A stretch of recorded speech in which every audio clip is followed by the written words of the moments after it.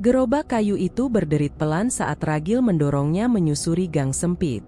Matahari baru naik, tapi keringat sudah mengalir di pelipisnya. Nafasnya tersengal. Tangan kirinya beberapa kali gemetar ketika ia meraih botol-botol kaca yang tersusun rapat.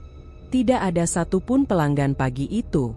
Rumah-rumah di sepanjang gang seakan memilih menutup diri darinya. Ragil berhenti di ujung jalan yang lebih lebar.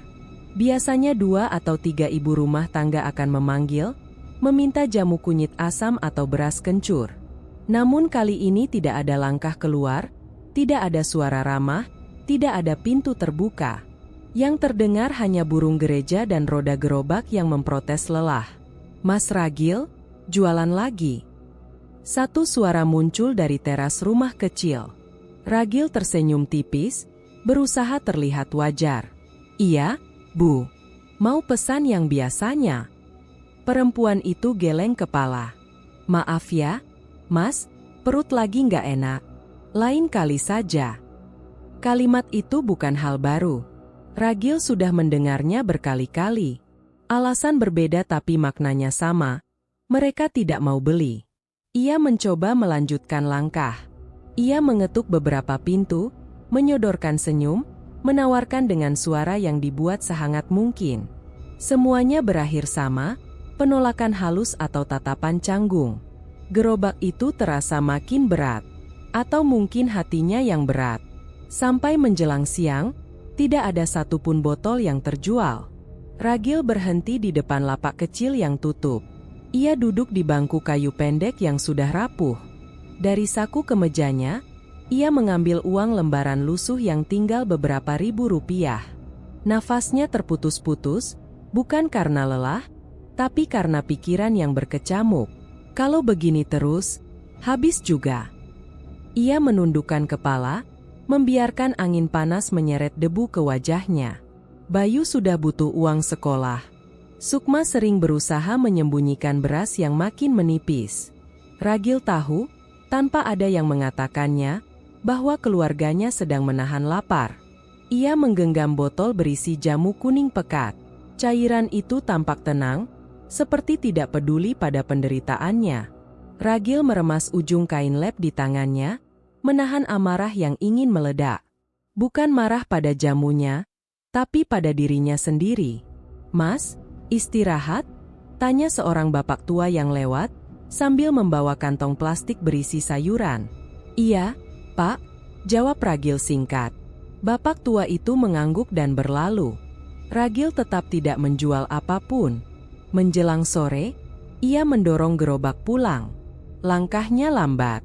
Sesekali ia menatap tanah karena tidak sanggup menatap langit atau rumah-rumah di sekelilingnya.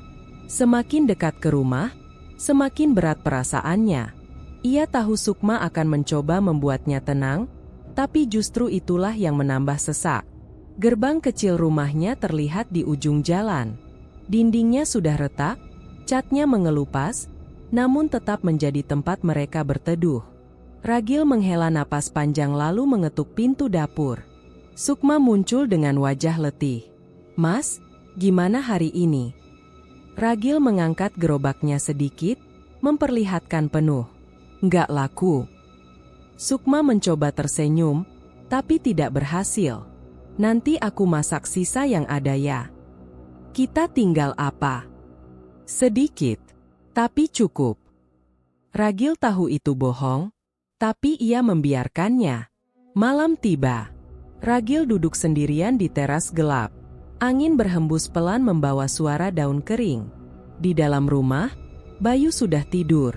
Sukma masih memilah beras, mencoba membuat porsi tipis tampak cukup untuk besok. Lampu jalan redup di ujung gang mulai berkelip. Ragil menatap ke sana tanpa alasan khusus. Namun tiba-tiba, ia melihat siluet seorang pria berdiri tidak jauh dari tiang lampu. Diam, seakan memperhatikannya. Ragil mengerutkan dahi. Ia tidak mengenali sosok itu. Pria itu mengenakan pakaian gelap, tubuhnya kurus namun tegak. Cahaya samar membuat wajahnya tidak terlihat jelas. Ragil berdiri. "Pak, ada perlu?" Pria itu tidak menjawab, tapi ia melangkah setapak ke depan, Perlahan, seperti ingin memastikan Ragil melihatnya dengan benar. Ketika mendekat sampai batas cahaya lampu rumah, barulah Ragil bisa melihat wajahnya. Seorang lelaki tua dengan sorot mata tenang, terlalu tenang, seolah sudah mengetahui hal-hal yang tidak pernah dikatakan orang lain. "Saya mencari kamu," ucapnya lembut. Suaranya halus tapi anehnya menggetarkan. Ragil menelan ludah. "Kenapa, Pak?" Pria itu menghampiri hingga jarak 1 meter. "Berat ya, hidup akhir-akhir ini." Nada bicaranya membuat Ragil ingin mundur selangkah, tetapi tubuhnya terpaku. "Bapak siapa?" "Orang yang bisa bantu kamu, kalau kamu mau." Ragil memaksakan diri kembali bicara. "Saya nggak butuh kasihan. Saya tidak datang bawa kasihan." Senyumnya kecil dan tidak terlalu terlihat. "Saya bawa jalan keluar." Angin berhenti berhembus, seolah mendengarkan. "Nama saya Dharma," lanjut pria itu. "Kalau kamu benar-benar ingin mengubah nasib, temui saya di rumah tua dekat kebun pisang di ujung kampung. Setelah lewat maghrib besok." Ragil terpana. "Kenapa saya?" "Karena kamu sudah dipilih." Ragil semakin bingung. Dipilih apa? Ki Dharma, begitu ia memperkenalkan diri, hanya menatapnya dengan senyum tipis, lalu berbalik. Langkahnya pelan, seakan tidak menyentuh tanah. Dalam beberapa detik sosok itu hilang di balik gelap gang. Ragil tetap berdiri di tempat, merasakan jantungnya berdetak lebih kencang daripada sebelumnya. Ia ingin memanggil Sukma, namun bibirnya terasa berat. Entah mengapa, sosok Ki Dharma meninggalkan sensasi aneh di dadanya. Sebuah bisikan samar tentang kesempatan, harapan, dan sesuatu lain yang lebih gelap di baliknya. Angin kembali berhembus, membawa bau tanah basah padahal tidak hujan. Ragil memandang arah kepergian Ki Dharma. Di balik ketakutan yang merayap, ada keinginan kecil yang tumbuh diam-diam. Keinginan untuk tahu, apakah benar ada jalan keluar dalam penderitaannya. Dan keinginan itu, meski kecil, mulai bergerak seperti bayangan yang makin lama makin besar. Langkah Ragil terhenti ketika suara Ki Dharma kembali memecah malam yang terserap hujan. "Kalau kau ingin berubah nasib, jalannya sudah ada," ucap lelaki tua itu sambil memegang gagang pintu warung jamu yang remuk diterpa banjir kecil dari parit. Sorot matanya tidak lagi sekadar mengamati. Ada sesuatu yang seperti menunggu jawaban. Ragil menelan ludah. Sisa kekalahan hari itu masih menempel di gerak tubuhnya. Jamu yang tidak laku, pelanggan yang makin sepi, dan penolakan hening dari rumah-rumah yang pernah mengenalinya sebagai pedagang terpercaya. "Tadi, apa maksudnya?" Ragil bertanya, suaranya lebih pelan dari rintik hujan di atap seng. Ki Dharma tidak langsung menjawab. Ia berjalan masuk begitu saja, memaksa kehadirannya memenuhi ruang sempit itu. Tangan keriputnya menyentuh botol-botol jamu di rak kayu, menggeser beberapa dengan gerakan yang terasa seperti penilaian. "Kau bekerja keras," katanya sambil menepuk satu botol jamu kunyit asam yang kosong. "Tapi kerja keras tanpa daya tarik, seperti menjerit di dalam sumur." Ragil mengepalkan tangan, setengah karena malu, setengah karena putus asa. "Saya tidak mencari cara curang." "Tidak ada yang curang," Ki Dharma menyela cepat, suaranya datar namun menusuk. "Yang ada hanyalah orang yang siap membayar harga untuk sesuatu yang diinginkannya." Ragil tidak menyukai kata harga itu. Ada sesuatu di hidupnya yang sudah terlalu sering dibayar. Waktu, kesehatan, hubungan dengan ibunya yang makin renggang, dan tentu saja malam-malam tanpa tidur memikirkan bagaimana bertahan minggu depan. Ia menghela napas panjang, duduk di kursi kecil dekat tungku. "Kalaupun saya tertarik, saya harus tahu apa yang kau tawarkan." Ki Dharma tersenyum samar, seolah baru saja mendengar kalimat yang ia tunggu sejak sore. Ia menarik kursi di seberang Ragil, duduk tanpa mengalihkan pandangannya. "Kau ingin jamumu dicari orang. Kau ingin pembeli datang sendiri. Kau ingin daganganmu hidup." Ia menekankan kata terakhir dengan perlahan. "Dan itu bisa terjadi." Dengan cara apa? Ragil bertanya. Sekilas terlintas ketakutan, karena cara bicara Ki Dharma bukan cara orang menawarkan bantuan. Ini lebih mirip ujian untuk melihat siapa yang berani melangkah lebih jauh. Cara yang sudah lama dipakai orang sebelum kau lahir, jawab Ki Dharma pelan. Cara yang mengubah rezeki, asalkan kau berani menanggung akibatnya. Ragil menahan napas. Ruangan terasa menutup dirinya. Setiap kata Ki Dharma seperti menambahkan tekanan baru ke udara. Kalau saya setuju, apa yang harus saya lakukan? Ki Dharma merogoh saku dalam jubah hitam lusuhnya, mengeluarkan kantong kecil dari kain abu-abu. Ini awalnya, katanya sambil meletakkannya di meja. Bukan tumbal. Bukan persembahan. Hanya langkah kecil untuk membuka pintu. Kau hanya perlu menggunakan isinya saat kau membuat jamu pertama besok. Ragil memandangi kantong itu tanpa menyentuhnya. Isinya apa? Campuran yang akan membuat jamumu menarik. Ki Dharma mencondongkan tubuh, bagi manusia maupun yang bukan manusia. Ia menyatakan kalimat itu seperti fakta yang tidak perlu dijelaskan. Ragil tersentak kecil. Saya tidak mau melibatkan hal-hal begitu. Ki Dharma menggeleng perlahan, seolah Ragil masih belum memahami. Kau sudah berada di ujung jalan. Tanpa bantuan, warungmu tidak akan bertahan. Kau tahu itu. Ia menatap lurus ke mata Ragil. Kau bisa mati pelan-pelan bersama kegagalanmu, atau kau bisa mengambil kesempatan ini. Ragil meremas lututnya. Gambar ibunya menatap kosong dari dalam rumah terlintas di pikirannya. Kondisi kesehatan yang makin memburuk karena obat yang tak pernah ia beli tepat waktu. Hutan kekhawatiran yang menutup jalan hidupnya seakan memaksanya bergerak ke satu arah. Menerima. Namun ia masih berusaha bertahan. Kalau saya mengambil kantong itu, apa yang terjadi setelahnya? Hanya satu hal. Ki Dharma membuka telapak tangannya, memperlihatkan garis-garis tua yang seolah membentuk simbol asing. Jika rezekimu meningkat, kau harus siap dengan permintaan balik. Kesetimbangan tidak pernah gratis. Ragil menggenggam meja, menahan gemetar kecil yang muncul di jarinya. Permintaan seperti apa? Belum saatnya untuk kau tahu. Ki Dharma berdiri, gerakannya lambat namun pasti. Ambil dulu langkah pertama. Malam berikutnya, aku datang lagi. Kita lihat apakah pintu sudah terbuka. Ragil ingin bertanya lebih jauh, tetapi Ki Dharma sudah berdiri di depan pintu.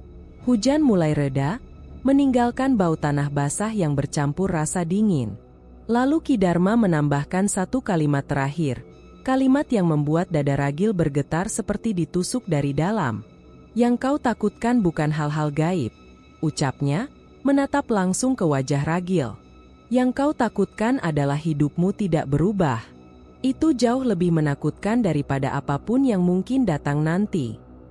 Pintu terbuka. Hembusan angin malam menerobos masuk. Ki Dharma melangkah keluar tanpa menoleh lagi. Ragil menatap kantong abu-abu itu. Hanya benda kecil yang tergeletak diam di meja, tetapi kehadirannya seakan menjerat seluruh ruangan. Ia memegangnya perlahan. Teksturnya kasar, seperti kain yang pernah digunakan untuk sesuatu yang tidak seharusnya disentuh manusia. Sejenak ia mencoba berpikir jernih. Menimbang apakah ini jalan yang benar. Menimbang apakah suara Ki Dharma hanyalah godaan dari penderitaan hidupnya sendiri. Namun ketika ia membayangkan wajah ibunya dan angka-angka utang yang terus menumpuk, perlawanannya runtuh seperti pintu rapuh diterjang badai. Kantong itu masuk ke dalam genggamannya. Keheningan merayap cepat, seolah udara menahan napas bersama Ragil. Di kejauhan, suara anjing menyalak tanpa alasan. Lampu di sudut warung berkedip 2 kali lalu kembali stabil. Ragil menutup pintu, mengunci dari dalam, lalu berdiri mematung di tengah ruangan. Tidak ada suara Ki Dharma lagi, tidak ada tekanan apapun, tetapi ia merasakan sesuatu berubah. Bukan di warung, bukan di luar, tapi di dalam dirinya. Ia menatap kantong itu sekali lagi. Dan untuk pertama kalinya, Ragil benar-benar takut pada pilihan yang baru saja ia ambil. Ragil masih menggenggam kantong abu-abu itu ketika fajar pertama menyelinap lewat celah papan warung jamu. Ia tidak tidur sepanjang malam. Bayangan tentang apa yang baru saja ia setujui mengambang seperti kabut dingin. Tetapi keputusan sudah dibuat. Tubuhnya bergerak pelan menuju dapur kecil di belakang warung. Kompor tanah liat masih berjelaga dan panci besar berdiri bisu, menunggu. Ia membuka kantong itu dengan hati-hati. Bau tajam langsung menyeruak, aroma tanah lembab bercampur logam. Bukan bumbu, bukan akar. Warnanya gelap, seperti serpihan arang namun lebih ringan dan sedikit berdenyut ketika disentuh.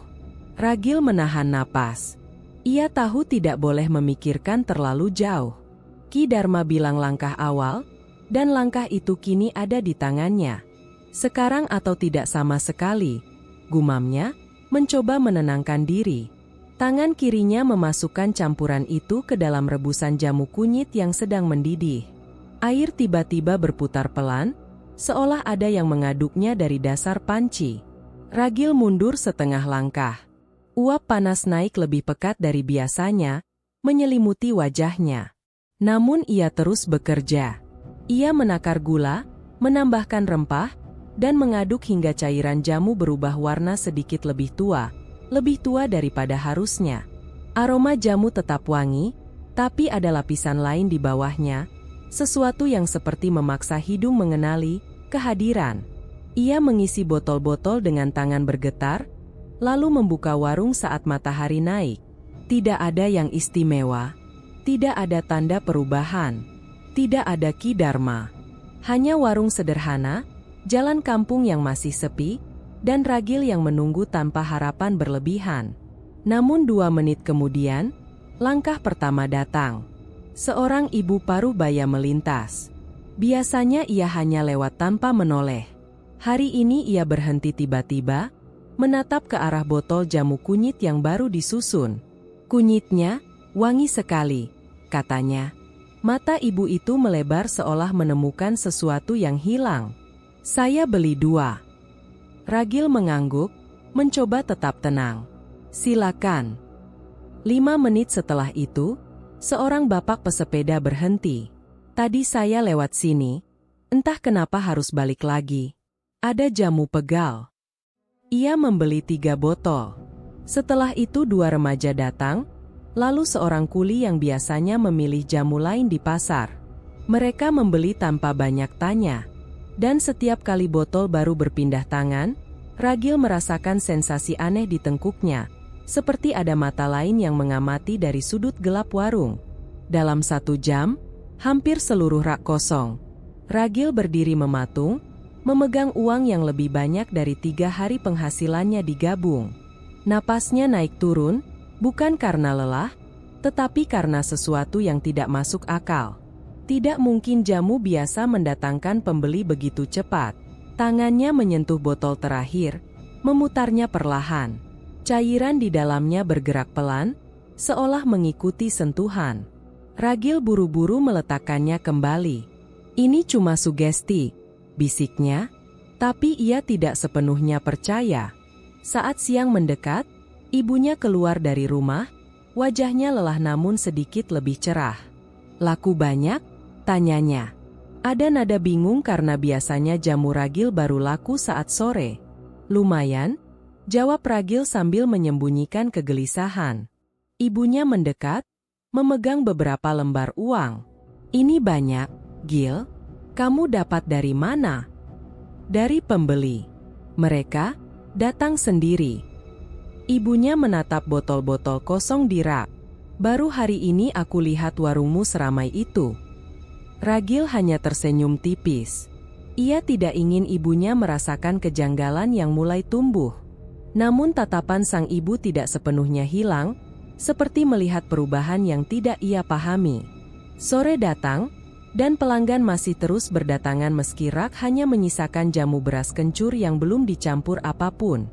Aneh, bahkan jamu tanpa tambahan kantong itu ikut laris. Orang-orang mencari sesuatu yang sama, dorongan yang tidak bisa dijelaskan. Ragil mulai benar-benar takut. Saat menutup warung malam itu, ia mengunci pintu berulang kali. Ketika lampu dimatikan, warung menjadi ruang senyap yang dipenuhi bayangan. Ia merapikan meja, tapi gerakannya berhenti ketika mendengar bunyi lirih dari arah panci di dapur. Suara seperti tetesan. Ragil menelan ludah. Ia melangkah perlahan, setiap langkah menggores detak jantung. Ketika ia mendekat, panci terlihat masih tertutup. Tidak ada air di dalamnya. Tidak ada uap. Tetapi suara itu terus terdengar. Tik, tik, tik. Seakan cairan jatuh ke permukaan yang tidak ada. Ia diam. Mendengarkan. Tidak bernapas. Lalu bunyinya berhenti. Hening yang menyusul justru lebih menusuk daripada suara sebelumnya. Seolah ada sesuatu yang menahan dirinya untuk tetap berdiri di tempat. Perlahan Ragil menyentuh tutup panci. Dingin. Tetap dingin. Ia menutup dapur lebih cepat dari biasanya. Pintu dikunci rapat. Lampu dimatikan. Namun saat ia melangkah keluar dari warung dan hendak menutup pintu utama, cahaya lampu jalan menerangi botol kosong di rak. Cairan terakhir yang tersisa di dasar botol itu bergerak tipis, seperti sedang merespons langkah kaki Ragil. Ia membeku. Botol itu diam kembali, tidak bergerak apa-apa. Aku hanya lelah, katanya untuk menenangkan diri, meski suaranya sendiri terdengar seperti kebohongan. Ketika ia masuk rumah, ibunya menatapnya lama, seperti melihat perubahan yang tidak seharusnya muncul begitu cepat. "Kamu baik-baik saja?" tanya sang ibu. Ragil mengangguk. "Cuma capek." Namun saat ia menutup pintu kamar dan bersandar pada dinding, hatinya tidak bisa menipu diri. Kesuksesan itu bukan datang dari kerja keras. Bukan datang dari peningkatan kualitas jamu. Bukan pula karena kebetulan. Itu datang setelah ia memasukkan campuran dari kantong abu-abu itu. Dan kini, perubahan itu mulai bergerak ke hal-hal yang tidak bisa ia kendalikan. Ragil memejamkan mata, berharap semua hanya perasaan. Tetapi kegelapan tidak memberi ketenangan. Justru terasa seperti ruang baru yang sedang membuka tirai, menunjukkan bahwa langkah pertama yang ia ambil semalam, mulai meminta sesuatu kembali. Ragil masih bersandar di pintu kamarnya, napas belum stabil. Kegelapan ruangan menutup dinding-dinding sempit seperti tirai tebal yang membuat pikirannya berputar. Ia mencoba menenangkan diri, namun suara ketukan pelan di luar pintu membuat tubuhnya menegang seketika. "Mas, kamu udah tidur?" Suara Sukma terdengar ragu, seolah tidak ingin mengganggu tetapi juga tidak bisa membiarkan Ragil berada sendirian begitu lama. Ragil membuka pintu setengah. Tatapan adiknya langsung memeriksa wajahnya. "Kenapa?" tanyanya, berusaha terdengar biasa. "Kamu pucat." Sukma memperhatikan lebih teliti. "Seharian kamu sibuk di warung, tapi Mas Kayak beda. Ada sesuatu." Ragil menggeleng cepat. "Cuma capek." Sukma tidak percaya, namun ia tidak menekan. "Bayu nanya kamu. Katanya tadi dia lihat sesuatu di warung pas kamu nutup."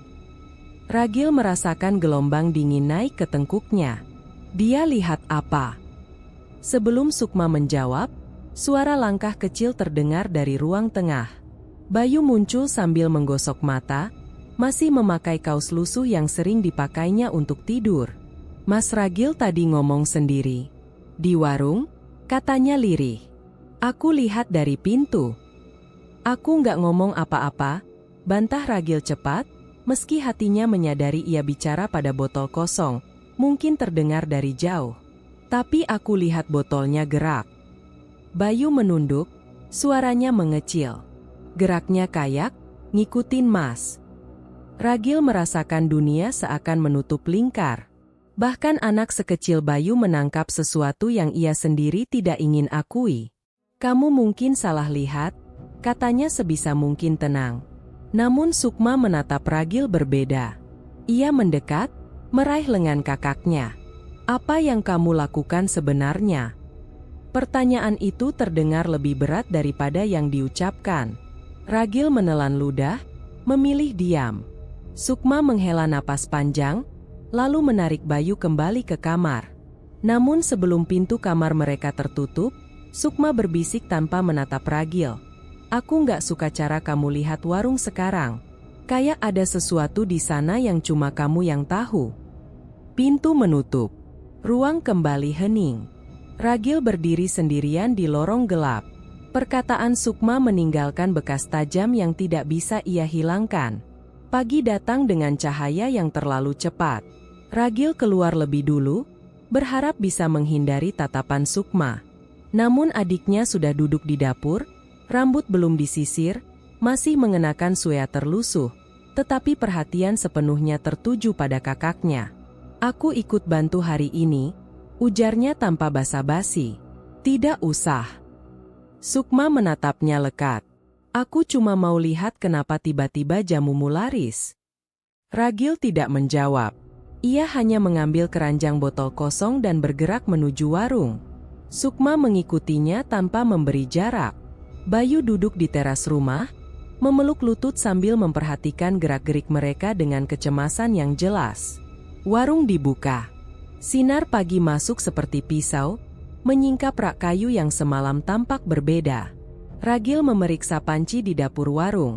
Sunyi, dingin, normal. Tidak ada tetesan misterius.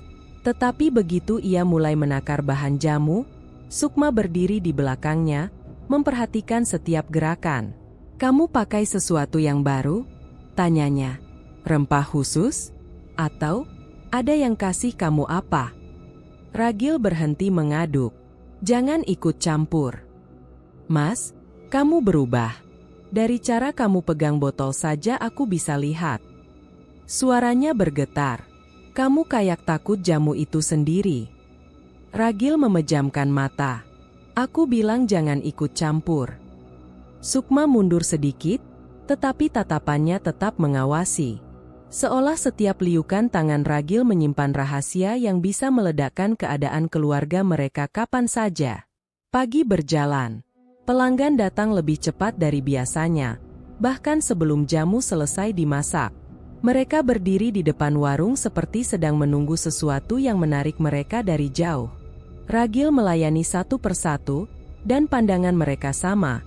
Mata yang terlalu fokus pada botol jamu, seakan ada magnet yang memaksa mereka mendekat. Sukma memperhatikan dari balik pintu dapur. Wajahnya semakin pucat. Mas, mereka kelihatan aneh. Ragil tidak menjawab. Ia sibuk mengelap botol, tetapi setiap kali cairan jamu menyentuh cahaya, warnanya tampak sedikit berbeda, lebih pekat, lebih berat, seperti menyimpan bayangan tipis di dalamnya. Sukma menelan ludah. Kamu harus cerita apa yang sebenarnya terjadi. Aku cuma kerja, jawab Ragil, meski suaranya sendiri mengkhianati rasa takut. Sukma tidak percaya. Ia melihat tangan Ragil bergetar setiap kali mengambil botol baru. Ia melihat mata para pembeli yang menatap jamu seperti sedang menatap sesuatu yang hidup. Dan ia melihat Ragil semakin terperangkap dalam warung itu, seakan ruang kecil itu menahan napas bersamanya. Siang menjelang. Pembeli terus berdatangan.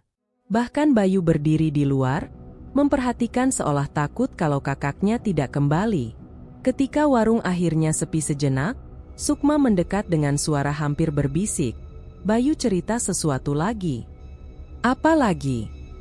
Ragil bertanya, lebih letih daripada marah. Katanya semalam dia lihat bayangan berdiri di belakang kamu. Sukma menunduk. Dan bayangan itu tidak punya kepala. Ragil merasa darahnya berhenti mengalir. Bayu cuma anak-anak. Tapi dia tidak pernah bilang hal-hal begitu sebelumnya. Sukma menatap Ragil dengan ketakutan yang tulus. Dan aku juga melihat sesuatu barusan. Apa? Waktu kamu membungkuk ambil botol, ada bayangan lain di lantai. 2 bayangan. Ragil membeku. Mas, Sukma memegang lengannya, kini lebih hati-hati. Tolong berhenti. Apapun yang kamu lakukan, itu mulai ikut masuk ke rumah kita. Hembusan angin masuk ke warung. Rak kayu bergetar pelan, seolah seseorang atau sesuatu menyentuhnya. Botol yang paling dekat dengan Ragil bergerak sendiri setengah sentimeter. Sukma terbelalak. Ragil meraih botol itu cepat, berusaha menahan napas. "Pergi ke rumah," katanya tegas. "Bawa Bayu. Jangan kembali ke sini dulu." Sukma tidak membantah. Ia menarik napas gemetar, lalu berlari keluar warung. Begitu pintu tertutup, Ragil menatap botol di tangannya. Cairan di dalamnya berputar pelan, seperti membentuk pusaran kecil yang bergerak mengikuti detak jantungnya. Ia mendadak sadar satu hal. Apapun yang ia undang ke dalam hidupnya, sekarang tidak hanya menempel pada jamunya. Ia mulai mengikuti Ragil, mengintip dari sudut-sudut, menunggu. Dan keluarga Ragil sudah melihat bayangannya. Ragil masih mematung di tengah warung ketika pintu menutup di belakang Sukma. Keheningan itu tidak seperti hening biasa, lebih mirip penjara yang menelan suara. Botol di tangannya tetap berputar pelan, gerakan yang tidak mungkin dilakukan cairan biasa. Ia menaruh botol itu di meja dengan hati-hati. Namun saat dilepaskan, botol itu bergerak sendiri, berputar hingga posisinya kembali menghadap ke arah Ragil, seolah menolak ditinggalkan. "Cukup," gumamnya, berusaha mengatur napas. Ia menyingkirkan botol itu, tetapi tiap kali disentuh, cairannya terasa sedikit hangat, seperti suhu darah segar. Ragil memejamkan mata sesaat. Lalu ia masuk ke dapur warung, mencoba membersihkan panci karena ingin memastikan semuanya normal sebelum membuat jamu baru besok. Namun ketika ia membuka tutup panci, bau busuk menyergap dadanya begitu keras hingga membuatnya hampir muntah. Ia tersentak mundur. Apa ini? Dalam panci yang semula kosong dan kering, kini terdapat lapisan lendir gelap, warnanya hitam keunguan, mengkilap seperti daging basah yang membusuk di tengah panas. Ragil memalingkan wajah, tetapi ia tidak sanggup meninggalkan panci itu. Cairan itu bergerak, pelan, seolah bernapas.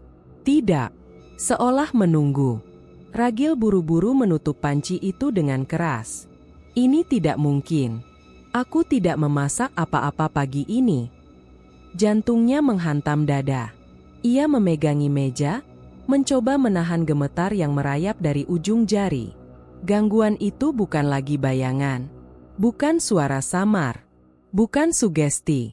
Sesuatu benar-benar mengisi ruang warung, dan kini mengambil wujud. Ketika Ragil kembali ke rumah, Sukma sudah duduk di ruang tengah bersama Bayu.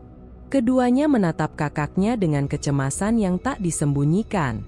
Namun Sukma tetap menjaga jarak, seolah tidak ingin sesuatu dari Ragil menular melalui sentuhan. "Kamu lihat apa?" tanya Sukma pelan. Ragil duduk perlahan, merasakan tubuhnya berat seolah membawa sesuatu dari warung. Panci itu berubah, kayak ada sesuatu di dalamnya. Busuk. Sukma memegangi lengan Bayu erat-erat. "Mas, ini sudah bukan soal jamu laku atau tidak. Kamu harus bilang ada apa." Ragil menunduk.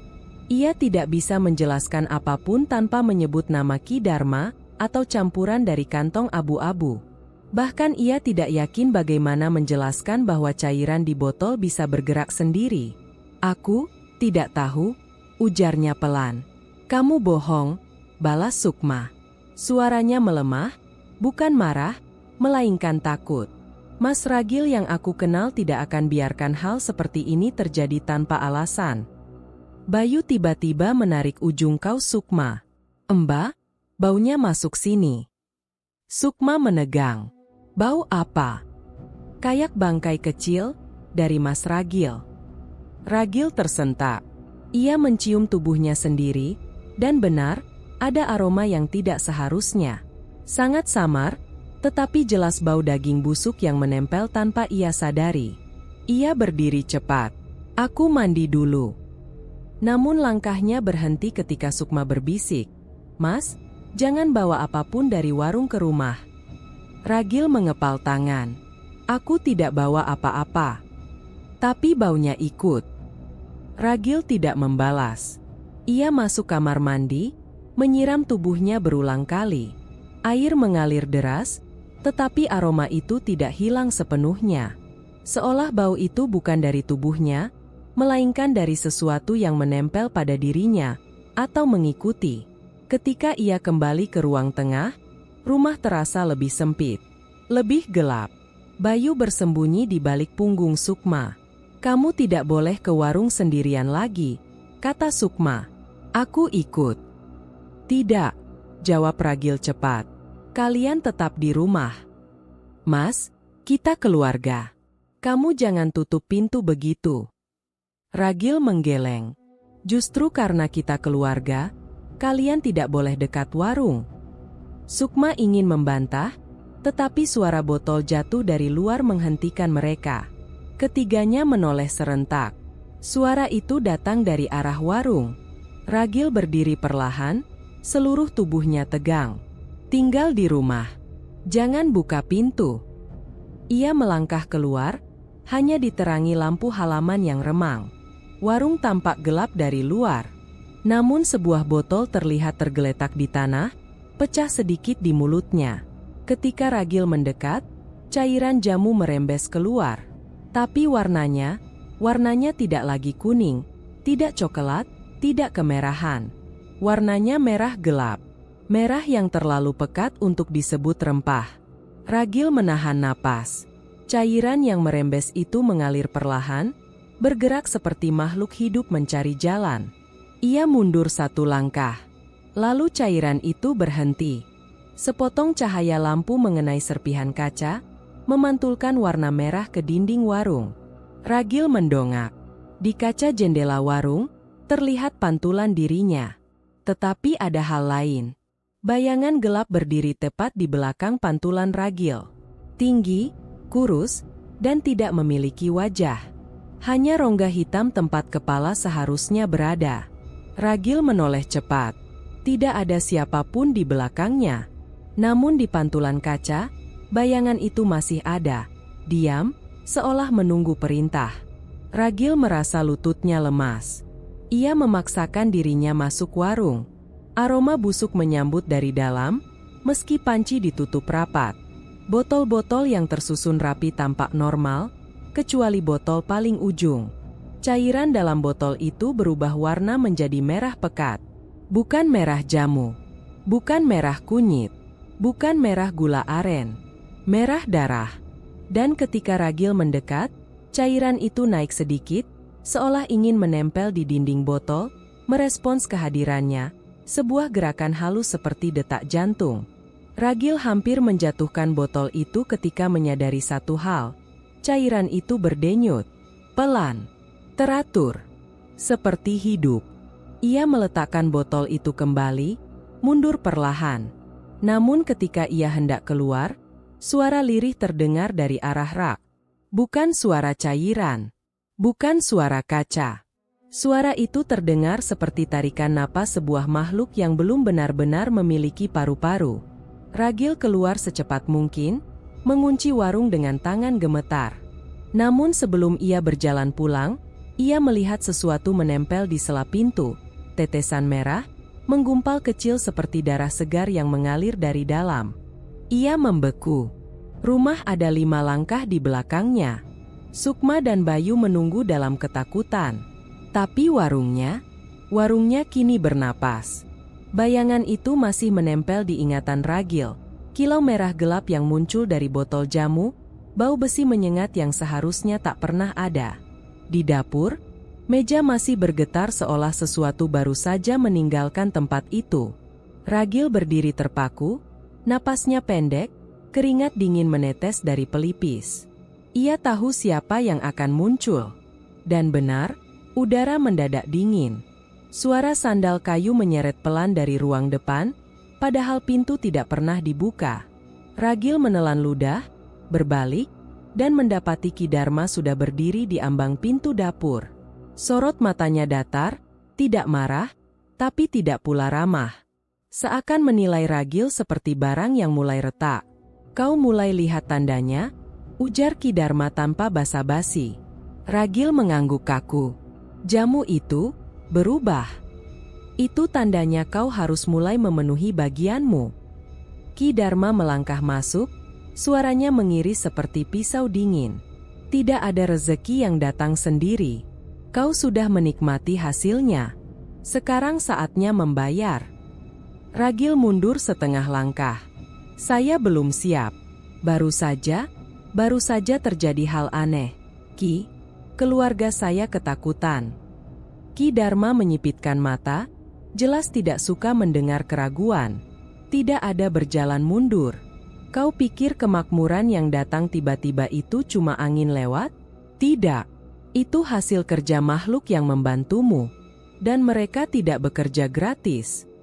Ragil merasakan punggungnya basah oleh keringat. Kalau saya tunda, Ki. Tunda berarti mengundang kemarahan. Ki Dharma mendekat, menurunkan suaranya menjadi bisikan tajam. Dan kalau mereka marah, bukan jamu yang berubah. Rumahmu yang akan berubah. Orang-orang di dalamnya. Ragil memejamkan mata sejenak. Bayangan Sukma yang mulai ketakutan, Bayu yang melihat sosok di sudut ruangan, botol jamu yang mengeluarkan bau darah. Semua itu terasa semakin masuk akal di tengah ancaman ini. Apa yang harus saya lakukan sekarang? Suara Ragil pecah. Ki Dharma tidak langsung menjawab. Ia menatap botol jamu yang berada di meja, memungutnya, mengangkatnya ke bawah cahaya lampu. Cairan di dalamnya tampak lebih pekat dari sebelumnya, seperti hidup. Ki Dharma mengembuskan napas berat, lalu meletakkannya kembali. Kau harus mulai memberi, katanya pelan namun menghantam dada Ragil seperti palu. Pemberian kecil dulu. Tidak perlu yang besar. Cuma tanda agar mereka tahu kau patuh. Apa maksudnya, tanda itu? Ragil mengerut, suaranya tercekat. Ki Dharma menatapnya lama, terlalu lama, seakan memberi Ragil kesempatan terakhir untuk mundur. Namun ia tahu Ragil tidak akan mundur. Orang putus asa tidak pernah punya jalan keluar. Apa saja yang bernyawa? Jawab Ki Dharma akhirnya. Selama ada darah. Tidak harus manusia. Untuk sekarang. Ragil langsung mundur 2 langkah. Tidak. Saya tidak siap melakukan itu. Kalau begitu, mereka yang akan mengambil sendiri. Ki Dharma mengucapkan kalimat itu tanpa tekanan, seperti fakta sederhana yang tak bisa diganggu-gugat. Mereka akan memilih yang paling dekat. Biasanya yang paling sering memandangmu dengan khawatir. Ragil membeku. Gambar Sukma dan Bayu muncul seperti hantaman. Tidak, suaranya hampir menjadi bisikan serak. Ki, saya lakukan apa saja asal keluarga saya tidak disentuh. Bagus. Ki Dharma menegakkan punggung. Malam ini juga. Jangan tunggu besok. Tapi saya tidak tahu bagaimana. Kau tahu. Ki Dharma memotong dengan tegas. Naluri manusia selalu tahu ketika berhadapan dengan syarat darah. Tinggal lakukan.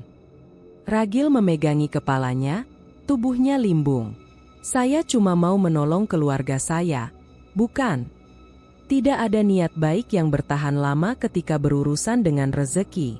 Yang tersisa hanya harga yang harus dibayar. Ujar Ki Dharma sambil menatapnya dingin. Dan kau sudah menikmatinya. Jamu itu sudah dibeli pelanggan sampai keluar kota. Pemasukanmu naik drastis. Kau tidak mungkin pura-pura buta. Ragil menggigit bibirnya keras sampai terasa hangat. Ingatannya melompat pada dompetnya yang semakin tebal. Pesanan yang tak pernah berhenti, rasa lega yang menyusup beberapa hari terakhir. Semua itu kini terasa seperti belenggu. Kalau saya gagal. Ragil hampir tidak bisa mengeluarkan suara.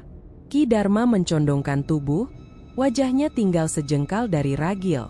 Maka bukan rezekimu yang hilang. Yang hilang adalah bagian dari tubuh orang yang kau sayangi. Ragil terdiam. Kata-kata itu memaku napasnya. Ki Dharma melangkah mundur perlahan, seperti bayangan yang kembali ke tempat gelap. Aku akan datang lagi setelah tengah malam. Kalau belum ada tanda, berarti kau memilih risiko paling buruk. Ragil hendak bicara, tapi Ki Dharma mengangkat tangan pelan. Gerakan kecil itu membuat mulut Ragil terkunci tanpa tahu kenapa. Sesaat kemudian, Ki Ki Dharma menghilang begitu saja, bukan dengan kedipan mata, tetapi seperti ditelan udara yang menutup kembali setelah sesuatu lewat. Rumah kembali sunyi. Ragil memandang botol jamu yang tampak semakin merah. Kerongkongannya terasa kering, dan tangannya gemetar ketika menyentuh meja untuk menahan diri agar tidak jatuh. Di luar, angin malam menggoyangkan dedaunan. Namun di antara hembusan itu, Ragil mendengar sesuatu yang lebih halus, lebih teratur, desisan yang memanggil namanya dari arah belakang rumah. Ia tahu itu adalah permintaan yang harus ia jawab, dan waktunya hanya sampai tengah malam. Ragil duduk di lantai dapur dengan punggung menempel pada lemari, napasnya memburu. Kepala terasa penuh, seakan ada tangan tak terlihat yang menekan dari dalam, memaksa pikirannya untuk tunduk. Kegelapan di pojok ruangan tampak lebih pekat daripada seharusnya, seperti sedang menunggu ia bergerak. Ia tahu waktu makin sempit, dan itu membuat dadanya kian sesak. Suara dari belakang rumah kembali berdesis, memanggilnya lembut namun dengan nada memaksa. Ragil menutup telinga, tetapi bisikan itu menembus kulitnya, menyusup langsung ke tulang. Ia bangkit perlahan, tubuh terasa berat, seperti sedang menarik beban yang bukan miliknya. Langkah pertama terasa ragu, tapi langkah kedua mulai terdorong oleh sesuatu yang bukan sepenuhnya kehendaknya. Pintu belakang terbuka dengan suara lirih. Angin malam menerpa wajahnya, dingin tapi mengandung bau aneh. Sejenis tanah basah bercampur sesuatu yang seperti daging yang baru dipotong. Di halaman, kegelapan menggulung seperti kabut tipis yang bergerak melawan arah angin. Ragil menatapnya, tenggorokan mengering. Tidak ada suara jangkrik, tidak ada anjing menggonggong. Dunia malam seolah menahan napas menunggu apa yang akan ia lakukan. Bisikan itu berubah menjadi tarikan halus. Langkah Ragil terangkat tanpa ia sadari, berjalan menuju kebun kecil di belakang rumah yang biasanya tidak pernah ia sentuh setelah maghrib. Daun pisang bergetar meski udara tidak bergerak. Ada lintasan bayangan hitam, namun terlalu cepat untuk diidentifikasi. Ragil menelan ludah, tapi mulutnya terasa pahit. Setiap meter yang ia tempuh, perasaan asing merayap di kulitnya. Seperti ada jutaan mata kecil mengawasi dari balik semak. Meskipun ia tak bisa melihat apapun, kehadiran mereka jelas, ada tekanan samar di udara, seperti napas makhluk besar yang berdenyut rendah di bawah tanah. Sudah dekat. Suara itu berbisik, kali ini lebih jelas, lebih terarah, bukan lagi dari luar, melainkan dari dalam kepalanya. Ragil memejamkan mata dan memaksa dirinya berhenti. Aku belum siap, gumamnya, meski ia tahu tak ada yang peduli. Namun kakinya terus melangkah. Di batas kebun, tanah berubah lebih lembut, hampir berlendir. Ragil menunduk dan melihat jejak seperti cakar besar, tapi tidak ada binatang yang ia kenal memiliki bentuk seperti itu. 3 garis panjang, 1 garis pendek menyilang di ujungnya, seperti goresan makhluk yang tidak sepenuhnya hidup di dunia manusia. Ia merasakan sentuhan dingin di tulang keringnya. Saat melihat ke bawah, bayangan tipis melilit pergelangan kakinya lalu menghilang begitu saja, meninggalkan rasa linu menusuk. Langkahnya bertambah cepat. Langit di atas tampak tidak wajar. Bintang-bintang seperti ditarik menjauh, membentuk lingkaran kosong tepat di atas kebun belakang. Pusat lingkaran itu gelap, bukan gelap biasa, tapi gelap yang seolah menyerap cahaya dari sekitarnya. Ragil merasa perutnya mulas hanya dengan menatapnya. Di tengah kebun, tanah seperti terbelah membentuk celah kecil yang memancar sinar merah samar. Bukan cahaya terang, justru seperti pijar bara yang tinggal 1 detik sebelum padam. Celah itu berdenyut, seakan bernapas. Ragil tersentak. Itu bukan celah. Itu adalah undangan. Dan ia tahu siapa yang mengundang. Masuklah. Bisikan itu menyeret suaranya panjang, kali ini datang dari balik celah bercahaya itu sendiri. Hanya kau yang kami tunggu. Ragil mundur setengah langkah. Tubuhnya gemetar hebat, tapi bukan semata karena ketakutan.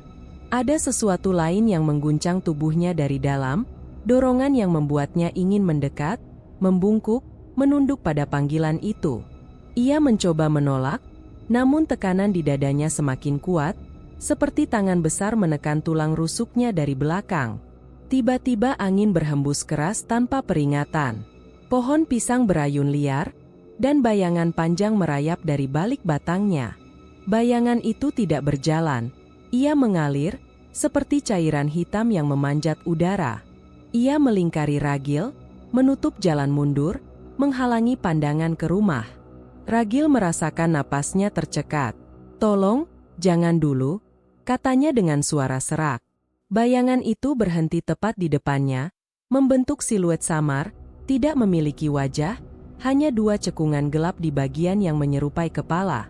Cekungan itu bersinar merah redup, menatap Ragil tanpa ekspresi. Perut Ragil terpilin dalam ketakutan murni. Sosok itu mengulurkan tangan, meski bentuknya lebih mirip lengan kabut pekat. Ujungnya menyentuh dada Ragil, dan tubuhnya langsung tersentak seperti terkena listrik. Gambaran kilat menghantam kepalanya. Darah, tanah basah, suara lolongan dari dalam perut bumi, dan serpihan wajah-wajah yang tidak ia kenali meminta tolong sebelum ditarik ke kegelapan. Gerakan itu bukan ajakan. Itu dorongan. Ragil tidak lagi berjalan. Ia diseret oleh sesuatu yang bergerak lebih dalam dari sekadar fisik. Ia mendekati celah bercahaya itu, dan semakin dekat ia melangkah, semakin luas celah itu terbuka. Tanah di sekitarnya bergerak seperti daging yang merespons kehadiran mangsa. Cahaya merah itu membesar, berubah menjadi pusaran yang perlahan menggulung ke atas. Suara-suara dari bawah tanah mulai terdengar, ratapan panjang yang menyayat, dentingan seperti tulang beradu, dan bisikan-bisikan lembut yang mengulang nama Ragil berkali-kali. Ia menutup telinga, namun tidak menghentikan apapun. Sosok hitam di belakangnya mendorong punggungnya perlahan, hampir lembut, namun jelas tak memberi ruang untuk lari. Dari balik pusaran cahaya merah, tangan-tangan tipis menjulur, menangkap udara, seperti mencari celah untuk meraih Ragil. Ia ingin berteriak, tapi suaranya hilang saat udara menjadi semakin padat. Ketika ujung sepatu Ragil menyentuh batas cahaya, tanah seakan menelan sebagian dari bayangannya. Tubuhnya goyah, lutut bergetar, dan seluruh dunia terasa menyempit pada satu titik. Gerbang gelap yang terbuka untuknya. Gerbang yang menuntut ia masuk sebelum malam benar-benar habis. Bayangan Ragil yang menghilang ke dalam pusaran merah itu masih tersisa sebagai luka visual di mata Sukma. Bahkan ketika ia berlari menembus malam, mengguncang tubuhnya sendiri agar terbangun dari mimpi buruk itu, kenyataan tidak berubah. Halaman belakang rumah masih bergemuruh halus, seolah tanah menyimpan sesuatu yang belum selesai. Sukma terhuyung, mencoba menahan napas yang terputus-putus. Bayu memegang lengannya dengan tangan gemetar, tapi Sukma menolaknya dengan tegas. "Masuk ke dalam. Kunci pintu. Jangan keluar apapun yang terjadi," katanya sambil mendorong putranya kembali ke rumah. Bayu menatap ibunya dengan mata penuh kecemasan, namun ia patuh. Pintu terkunci. Rumah tenggelam dalam keheningan tegang. Sukma berdiri sendirian di halaman, menatap titik tempat Ragil menghilang. Tidak ada cahaya, tidak ada gerbang. Hanya tanah basah yang terlihat terlalu rata, terlalu bersih, seakan dunia menutup luka itu dalam sekejap. Namun masih ada satu hal yang tertinggal, bau samar yang menegakkan bulu kuduknya. Bukan bau jamu, bukan bau darah, tapi aroma tanah kubur yang disimpan terlalu lama. Sukma menelan ketakutan itu. Ia tidak bisa hanya menunggu. Ragil memang telah berubah terlalu jauh, namun ia masih suaminya. Ada sesuatu yang harus ia pahami. Kebenaran yang selama ini disembunyikan Ragil tidak boleh mengambil nyawa seluruh keluarga. Ia masuk ke rumah, mengambil syal, dan mematikan semua lampu kecuali satu lilin kecil di ruang tengah. Di bawah lilin itu, Sukma melihat benda kecil tergelincir dari saku Ragil. Sebuah kon tembaga kusam, dengan ukiran simbol yang tidak ia kenali. Simbol itu tampak seperti lingkaran dengan garis patah di tengahnya, mirip goresan yang ia lihat di tanah kebun. Dadanya berdenyut keras. Ia mengambil koin itu dan membungkusnya dengan kain, lalu keluar dari rumah dengan langkah cepat. Malam terasa lebih tebal daripada biasanya. Pohon-pohon terlihat seperti siluet manusia yang menunggu di kejauhan. Sukma mengabaikan semuanya. Ada satu orang yang harus ia temui malam ini, satu-satunya yang pernah Ragil sebut dengan suara terselip takut, tetua desa. Ia berjalan menembus jalan setapak menuju rumah kayu tua di pinggir kampung. Cahaya dari lampu minyak di teras menunjukkan pintu yang sedikit terbuka. Sukma berhenti sejenak, merasakan hawa dingin menusuk kulitnya. Ia mengetuk sekali, dan suara berat dari dalam menjawab, "Masuk." Sukma melangkah masuk. Ruangan itu dipenuhi bau kayu tua dan asap dupa yang hampir padam. Tetua desa duduk bersila di lantai, dengan mata yang setengah tertutup namun tajam ketika melihat wajah Sukma. "Kau datang karena suamimu?" katanya pelan. Sukma menegang. "Apa yang Bapak ketahui? Apa yang terjadi pada Ragil tadi? Apa yang ia lakukan dengan Ki Dharma?" Nama itu membuat ruangan seolah bergerak 1 derajat lebih gelap. Tetua menarik napas panjang dan mengusap keningnya. "Aku sudah memperingatkan Ragil saat ia datang menanyakan peningkatan rezeki dengan cara cepat. Aku lihat bayangan hitam mengikutinya malam itu. Ki Dharma tidak menawarkan bantuan. Ia menjerat. Dan suamimu menerima jeratan itu." Sukma merasa kakinya kehilangan kekuatan. Ia mencengkeram dinding, mencoba tetap berdiri. Tetua melanjutkan, "Apapun yang kau lihat di rumah tadi bukan sekadar gangguan. Itu adalah awal penarikan. Jika Ragil sudah dipanggil, berarti kewajibannya telah jatuh tempo." Sukma menggeleng cepat. "Tidak. Ragil bukan orang yang akan menyerahkan dirinya begitu saja. Dia sudah terlalu jauh," potong tetua dengan suara tetap tenang namun tegas. "Tetapi masih ada satu hal yang bisa kau temui sebelum semuanya terkunci." Ia mengulurkan tangan. "Tunjukkan padaku apa yang Ragil tinggalkan." Sukma memberikan koin itu. Tetua memegangnya hanya beberapa detik sebelum wajahnya mengeras. "Ini bukan sekadar tanda. Ini bukti bahwa pintu pesugihan sudah terbuka. Gerbang malam yang memanggil Ragil bukan hal biasa. Itu jalan menuju kesepakatan terakhir." Sukma menunduk, napasnya memburu. "Bagaimana cara menutupnya? Bagaimana aku bisa menarik Ragil kembali?" Tetua tidak menjawab. Ia berdiri perlahan, mengambil sebuah gulungan kain dari lemari tua.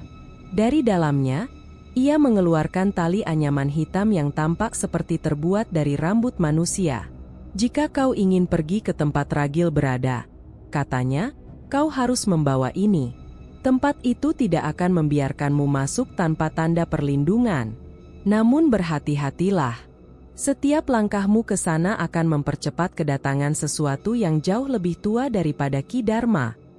Sukma menggenggam tali anyaman itu, meski kulitnya merinding.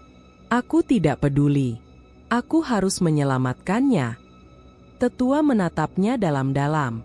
Pesugihan tidak mengenal kata, "Selamat, nak."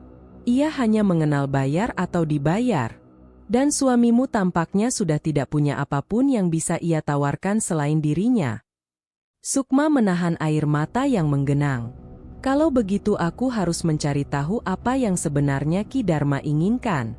Aku tidak akan menyerah." Keluar dari rumah tetua, Sukma merasakan udara malam semakin menindih. Ia kembali menelusuri jalan setapak, tetapi kini langkahnya lebih tegas. Di kejauhan, rumahnya tampak seperti bayangan hitam yang sedang menunggu akhir yang tidak ia inginkan. Namun sebelum tiba, Sukma mendengar suara yang mirip bisikan Ragil, namun lebih berat, lebih terdistorsi. "Sukma, jangan datang." Ia berhenti, menatap pekatnya malam. Suara itu datang dari arah kebun, dari tempat yang tadi menelan Ragil. Dan suara itu bukan peringatan. Suara itu adalah penjebak. Ia tahu itu dari nada manis yang dipaksakan, seperti racun yang dibungkus kata-kata lembut. Sukma menggenggam tali anyaman itu lebih kuat. Tubuhnya bergetar, tapi bukan karena takut semata. Ia memahami sesuatu yang baru. Ancaman itu tidak hanya mengambil Ragil. Pesugihan itu kini mengincar dirinya juga. Ragil berdiri di sudut dapur, tubuhnya setengah membungkuk, keringat dingin menetes dari pelipisnya. Dunia di sekitarnya terasa seperti terbalik. Lantai yang biasanya dingin kini terasa hangat seperti napas makhluk, dan setiap tarikan napasnya memunculkan gema samar yang tidak berasal dari tubuhnya sendiri. Setelah gerbang itu menghilang, ia terlempar kembali ke rumah, seolah dunia gaib menutup pintu tapi menyisakan bayangannya untuk terus menuntut. Botol-botol jamu berjejer di rak, tetapi malam ini mereka tampak berbeda. Tidak ada aroma segar rempah, hanya kehampaan. Dan ketika Ragil menyentuh salah satu botol, getaran halus merambat ke jarinya. Ia mengangkat botol itu mendekatkan ke telinga. Tidak ada suara. Hanya keheningan berat, keheningan yang seakan menyedot suara dari seisi rumah. Namun ketika ia hendak meletakkannya, botol itu berbisik. Pelan, lembut, tapi jelas seperti seseorang menempelkan bibir ke bawah telinganya. Ragil terpental mundur, botol terlepas dari tangannya dan terguling di lantai, namun tak pecah. Suara bisikan itu mengikuti, memanjat dinding dapur, lalu turun lagi dari atap, seolah jamu itu memiliki lidah sendiri. Suara itu mengucapkan satu kalimat yang membuat bulu kuduknya meremang. Bayarnya belum tuntas. Ragil menutup telinganya, memaksa suaranya hilang. Tapi keheningan berikutnya justru lebih menakutkan. Lebih berat, lebih menunggu. Ia memalingkan wajah ke arah pintu belakang, namun pintu itu tampak seperti bayangan hitam yang siap membuka sendiri tanpa disentuh. Lampu dapur mendadak berkelip. Ragil? Suara Sukma terdengar dari ruang tengah. Ragil mendekat, tapi langkahnya berat seperti menapak di lumpur pekat. Saat ia tiba, ia melihat Sukma berdiri dengan wajah tegas. Mata perempuan itu dipenuhi tekad yang tidak pernah ia lihat sebelumnya. "Kita perlu bicara," kata Sukma. Ragil ingin menjawab, tetapi bayangan gelap yang menempel di belakang tubuhnya bergerak lebih dulu. Sekilas, seperti ranting meluncur cepat di tepi penglihatan. Sukma tidak melihatnya, tapi Ragil bisa merasakannya memanjang, mengikuti gerakan tubuhnya, menempel seperti parasit. "Apa yang kau lihat di luar?" tanya Ragil, mencoba menyembunyikan getaran suaranya. "Cukup untuk tahu kau tidak sendiri." Ragil merasakan darah dingin mengalir. Sukma berdiri terlalu dekat. Makhluk itu terlalu dekat. Jika ia bergerak sedikit saja, bayangan itu akan bergeser seolah menyeret dirinya masuk ke dalam kegelapan yang tak terlihat. Namun sebelum Ragil sempat menjawab, suara lain terdengar dari teras. Bukan ketukan. Lebih seperti sesuatu menggesek kayu dengan kuku panjang. Sukma dan Ragil saling menatap. "Tidak mungkin itu orang," kata Sukma dengan suara rendah. Ragil perlahan mendekat jendela kecil yang menghadap ke jalan. Ia mengintip. Tidak ada siapapun. Jalan sepi, hanya tiang lampu yang menyala setengah redup. Tapi saat ia hendak mundur, bayangan hitam merayap di bawah cahaya tiang, memanjang seperti tubuh ular besar. Ragil tersentak mundur. Bayangan itu bukan bayangan apapun di dunia nyata. Dan ia tahu betul, makhluk itu sekarang mengawasinya bahkan dari luar. Keesokan paginya, ketika Ragil memaksakan diri membuka gerobak jamu di pinggir jalan, suasana terasa janggal sejak awal. Pelanggan setia seperti Pak Jatmiko dan Bu Rani tidak muncul. Yang datang justru wajah-wajah pucat dari pelanggan kemarin, 3 orang yang biasanya ramah, kini terlihat seperti baru bangun dari mimpi buruk yang terlalu dalam. "Mas, jamunya, ada yang aneh," kata salah satu dari mereka, suara serak. Ragil menatap tangan pelanggan itu. Jari-jarinya bergetar halus. Kantong mata sangat gelap. Kulitnya tampak seperti kehilangan warna darah. "Aneh bagaimana?" tanya Ragil, mencoba menjaga suara tetap datar. "Setelah minum, Rasanya ada sesuatu bergerak di tenggorokan. Bukan sakit, lebih seperti ada suara kecil yang... Pelanggan itu berhenti, menatap Ragil dengan takut. Yang berbisik. Ragil terpaku. Peluh dingin muncul di tengkuknya. Pelanggan kedua memegang lengan Ragil dengan amat kuat. Tolong, apapun yang terjadi pada jamu itu, hentikan. Sebelum Ragil menjawab, suara langkah terdengar dari belakang mereka. Sesuatu yang berat, lambat, dan menyeret. Para pelanggan langsung terpaku, wajah mereka mengeras, mata membesar. Ragil memutar badan. Tidak ada siapapun. Hanya bayangan panjang dari gerobaknya sendiri. Namun bayangan itu bergerak sedikit, padahal matahari tidak berubah posisi. Para pelanggan mundur ketakutan lalu pergi tanpa membeli apapun. Ragil berdiri sendirian. Lalu dari dalam gerobak, suara lirih muncul. Seperti bisikan 3 atau 4 suara kecil yang berbicara bersamaan. Kami lapar. Botol-botol jamu bergetar pelan. Dari dalam salah satu botol, cairan kecoklatan berubah gelap, seperti darah encer yang mulai memisah menjadi 2 lapisan. Aroma menyengat naik, menyerupai bau jasad yang baru dibongkar dari tanah basah. Ragil ingin menutup gerobak dan pergi, tapi bayangan di bawah gerobaknya memanjang, menahan rodanya sendiri. Ia mencoba menarik, tapi bayangan itu bergerak seperti tali karet yang menolak dilepaskan. Pandangannya kabur sejenak. Semua terasa semakin sempit. Suara lain muncul dari bawah gerobak. Jangan berhenti menjual, kau belum membayar. Saat Ragil menatap botol-botol itu, ia melihat sesuatu yang membuat lututnya goyah. Di dalam cairan gelap, ada bentuk kecil mengambang, seperti mata yang terbuka dari dasar botol. Dan mereka berkedip padanya. Sunyi itu datang tanpa isyarat, sunyi yang menusuk, seolah seluruh rumah Ragil sedang menahan napas. Setelah kejadian botol jamu berbisik dan pelanggan yang jatuh sakit satu persatu, Ragil pulang dengan langkah berat. Ia tidak membawa pulang keuntungan, hanya rasa bersalah yang menempel seperti lumpur di kulitnya. Di ruang tengah, ibunya duduk membelakangi pintu.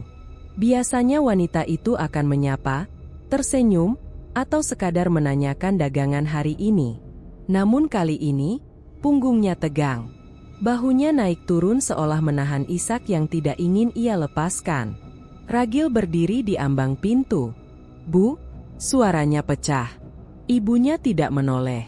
Tadi siang, tetangga depan rumah dibawa ke puskesmas. Katanya muntah terus. Dia minum jamu dari kamu. Ya. Ragil membeku. Napasnya tercekat. Iya. Tapi. Ibunya mengangkat tangan. Jangan jelaskan. Aku cuma ingin jujur.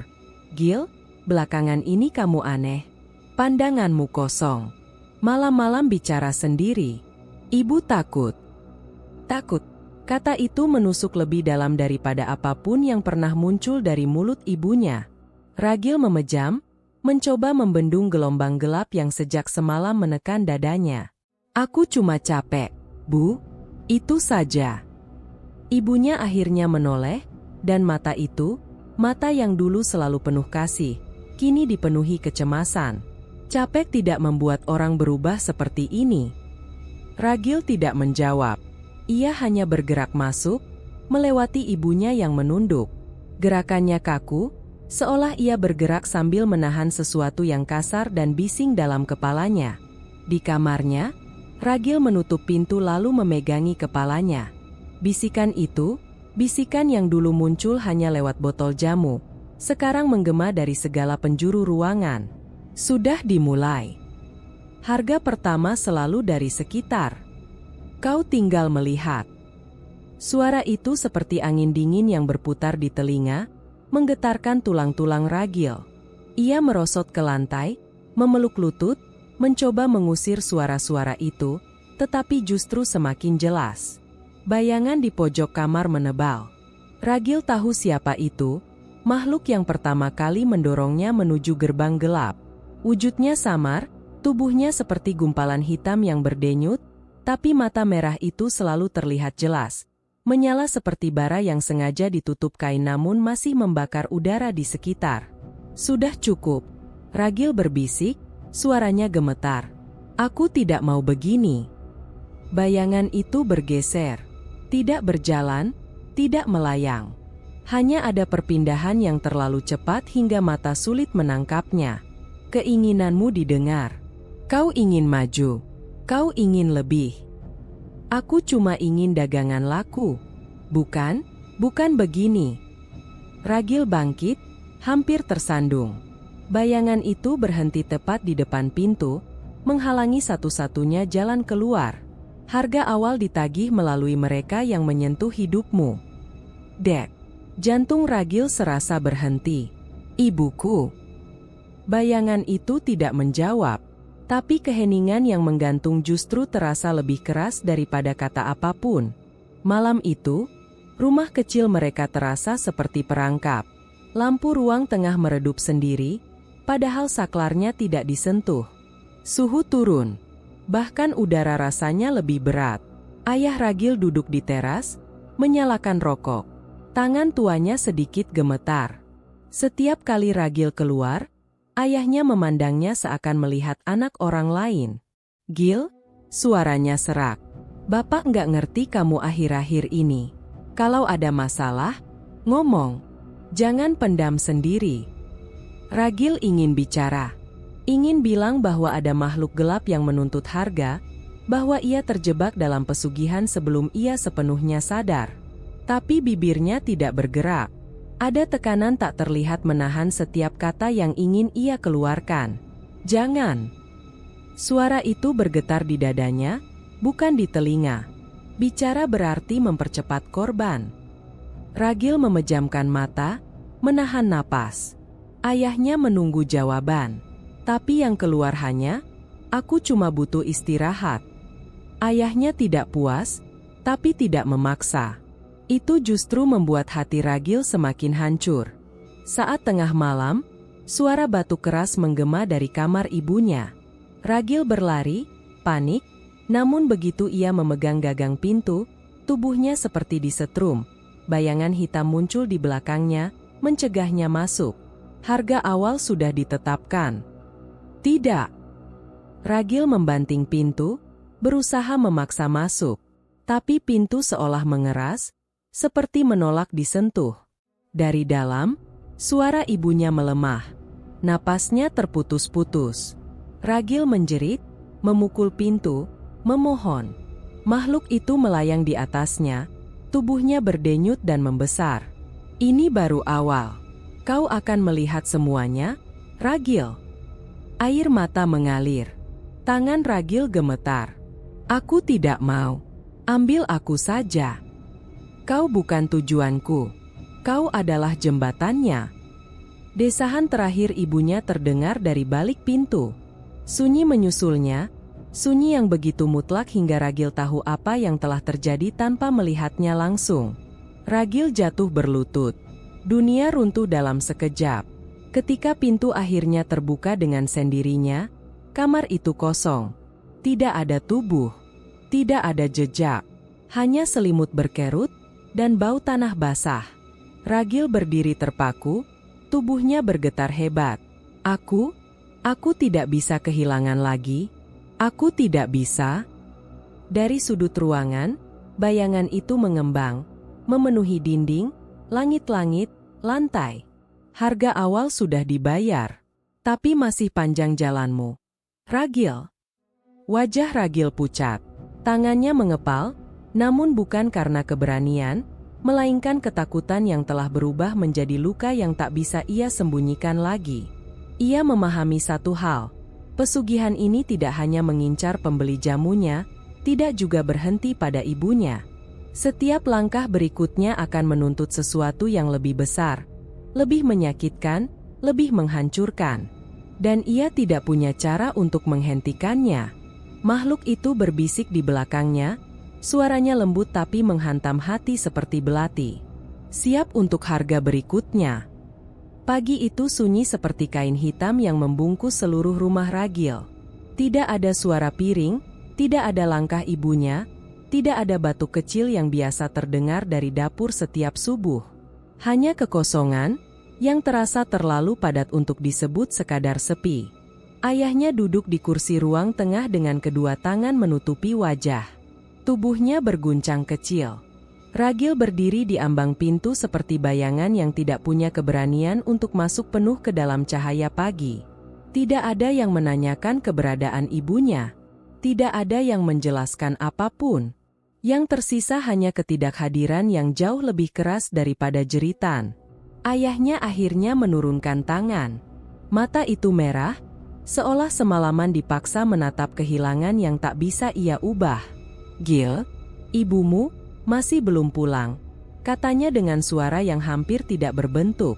Ragil mengangguk pelan, meski hatinya tahu kebenaran jauh lebih gelap dari yang bisa ia ucapkan. Tubuh ibunya tidak hilang, tapi diambil, diseret, dijadikan bagian dari harga yang tidak pernah ia setujui. Tekanan itu menghimpit dada Ragil, membuat napasnya terasa seperti menarik serpihan kaca. Ayahnya berdiri, memaksakan diri. "Bapak mau tanya ke rumah tetangga. Kalau ibumu lewat atau sempat pamit." Ragil tahu itu percuma. Tapi ia juga tahu ayahnya butuh alasan untuk tetap bergerak. Jadi ia hanya mengangguk lagi, tanpa suara. Saat ayahnya keluar, rumah terasa lebih dingin daripada malam sebelumnya. Setiap sudut menyimpan bayangan, dan Ragil tidak yakin mana di antaranya yang milik makhluk pesugihan itu. Ia memejam, menahan rasa mual yang melilit. "Aku yang salah," bisiknya. "Ini semua karena aku." Di luar, kabut tipis menutupi jalan. Ragil berjalan seperti orang linglung, memeluk lengannya sendiri. Ia menghindari tatapan orang-orang yang masih muntah-muntah setelah minum jamunya beberapa hari lalu. Mereka tidak bertanya apapun, hanya menatap dengan takut dan curiga sekaligus. Dan itu justru lebih menghantam batinnya daripada tuduhan langsung. Di dekat warung kecil, ia melihat seorang pelanggan langganannya, seorang ibu parubaya, duduk di lantai tanah sambil memegangi tenggorokan. Bibirnya membiru, tubuhnya gemetar hebat. Suami wanita itu berdiri membatu di sampingnya, wajahnya pucat dan kosong, seolah ia sudah kehabisan harapan. Ragil hanya berdiri di kejauhan. Ia tahu wanita itu tidak sakit biasa. Ia tahu rasa nyeri yang membuatnya menjerit dalam lirih bukan berasal dari racun atau jamu basi. Itu harga. Harga dari sesuatu yang Ragil ambil, dan sesuatu yang diminta darinya. Ketika wanita itu akhirnya berhenti bergerak, Ragil merasakan sesuatu di dalam dirinya patah. Seolah sebuah benang halus yang menahan akal sehatnya selama ini akhirnya putus. Korban pertama. Korban yang nyata. Bukan sekadar nyeri, bukan sekadar pulas tak bergerak, tapi mati. Makhluk itu muncul di belakangnya tanpa suara. Wujudnya seperti kabut hitam yang menggumpal, namun mata merah itu tetap terbakar seperti sebelumnya. Satu sudah jatuh. Ragil gemetar. Kau bilang yang dibayar hanya dari keluargaku.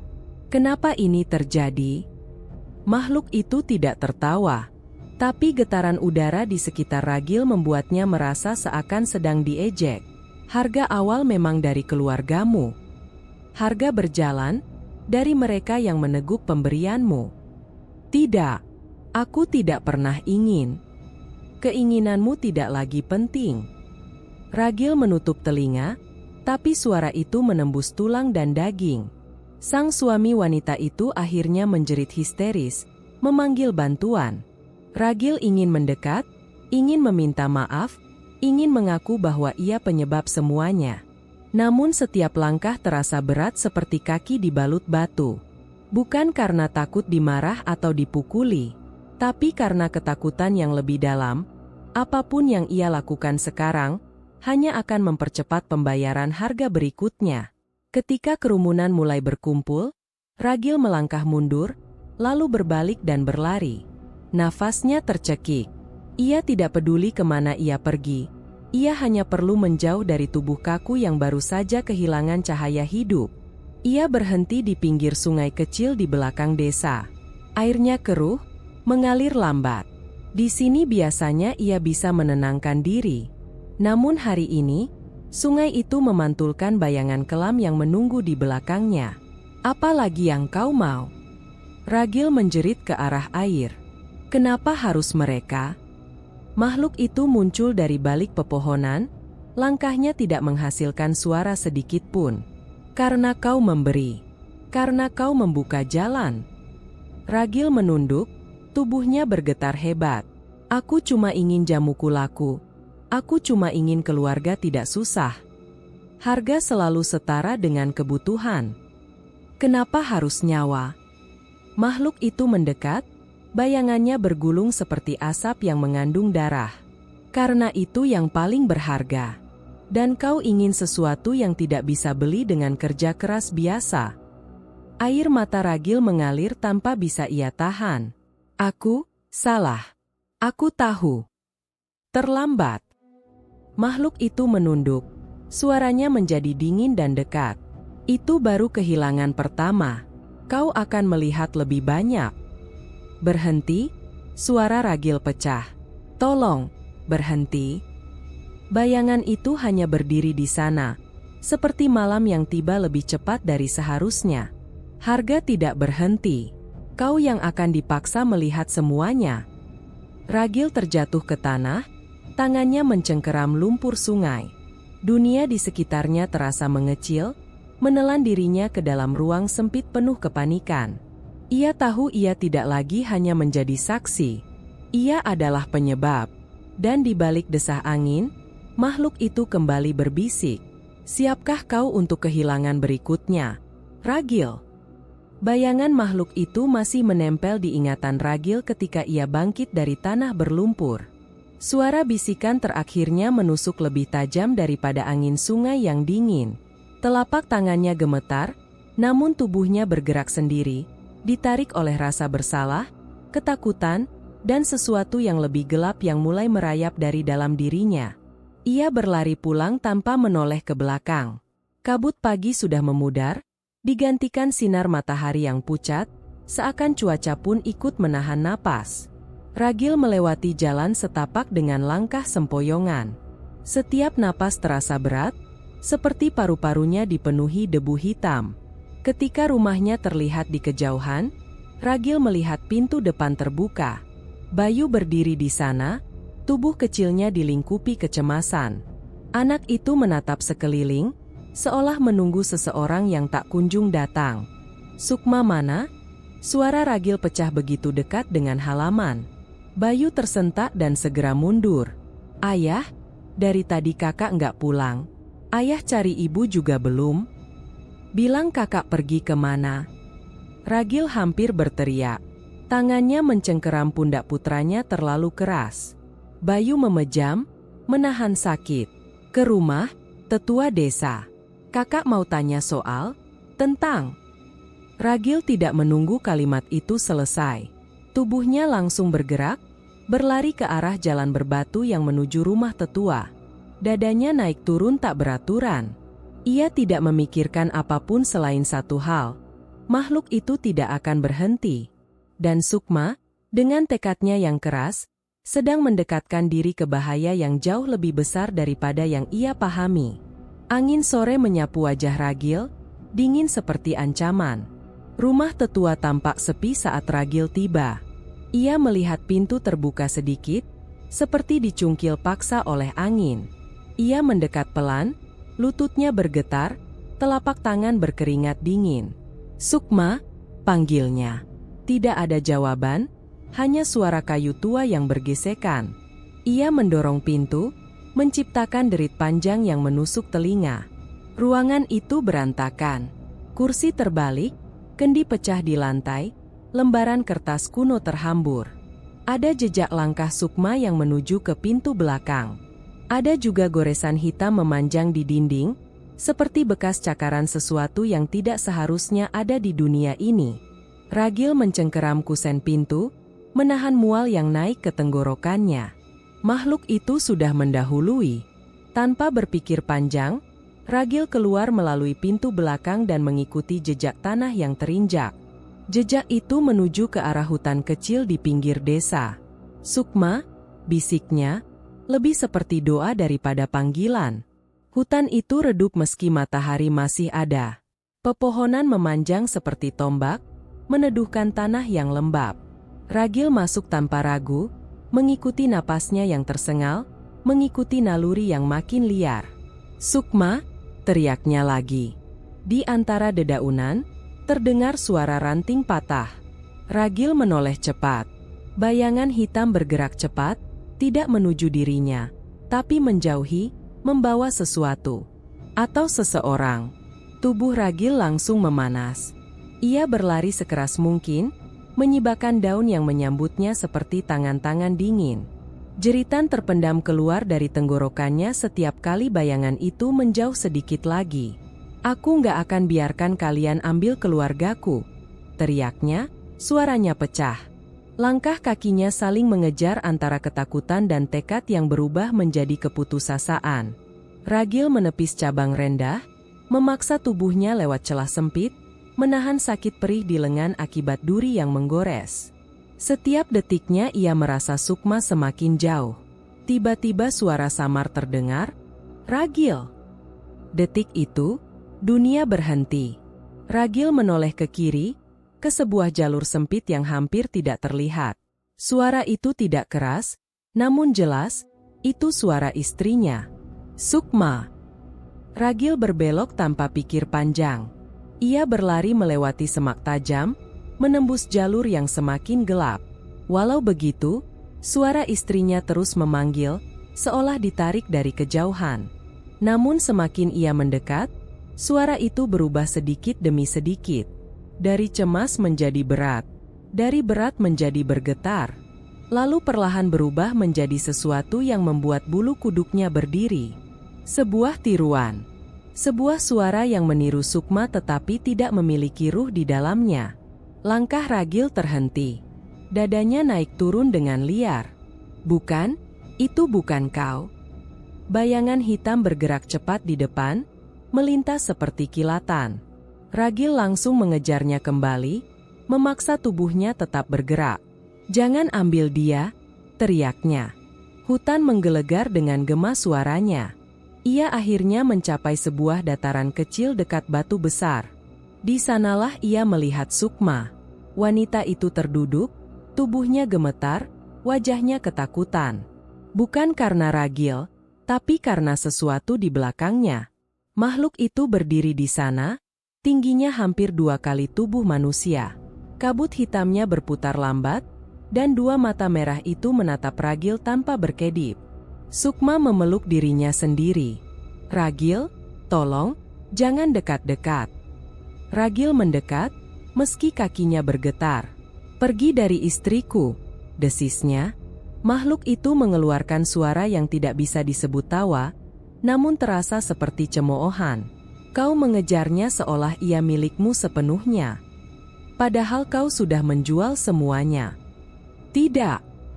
Ragil melangkah maju. "Kau membuka pintu. Jadi biarkan jalan itu memakan yang kau punya." Ragil berteriak dan menerjang. Ia tidak memikirkan mati. Ia tidak memikirkan sakit. Yang ia tahu hanya satu. Ia harus menjauhkan makhluk itu dari Sukma.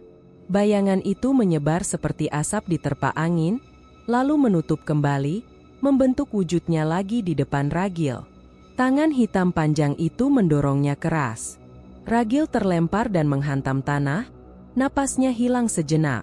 Sukma menjerit, "Ragil!"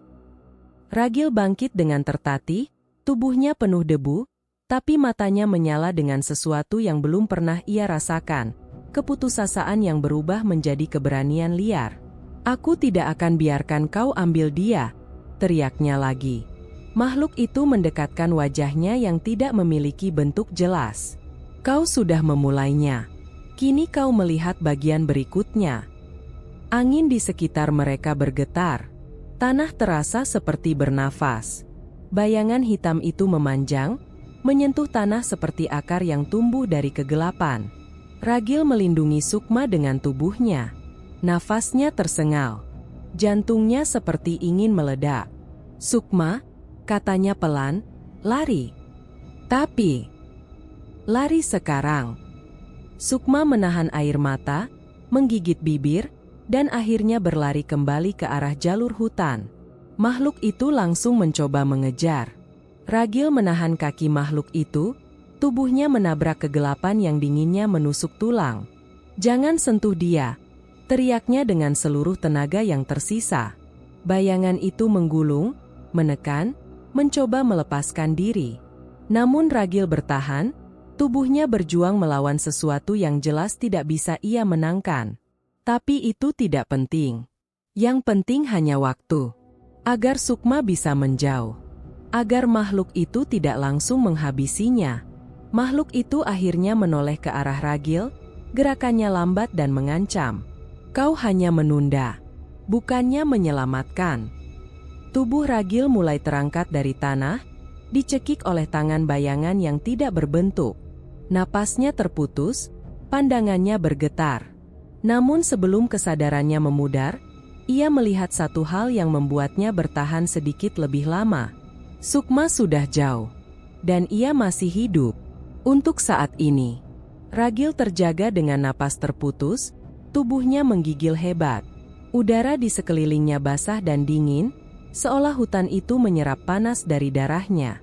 Ia tidak tahu berapa lama ia pingsan setelah makhluk itu melepaskannya, tapi langit sudah gelap, malam turun lebih cepat dari seharusnya.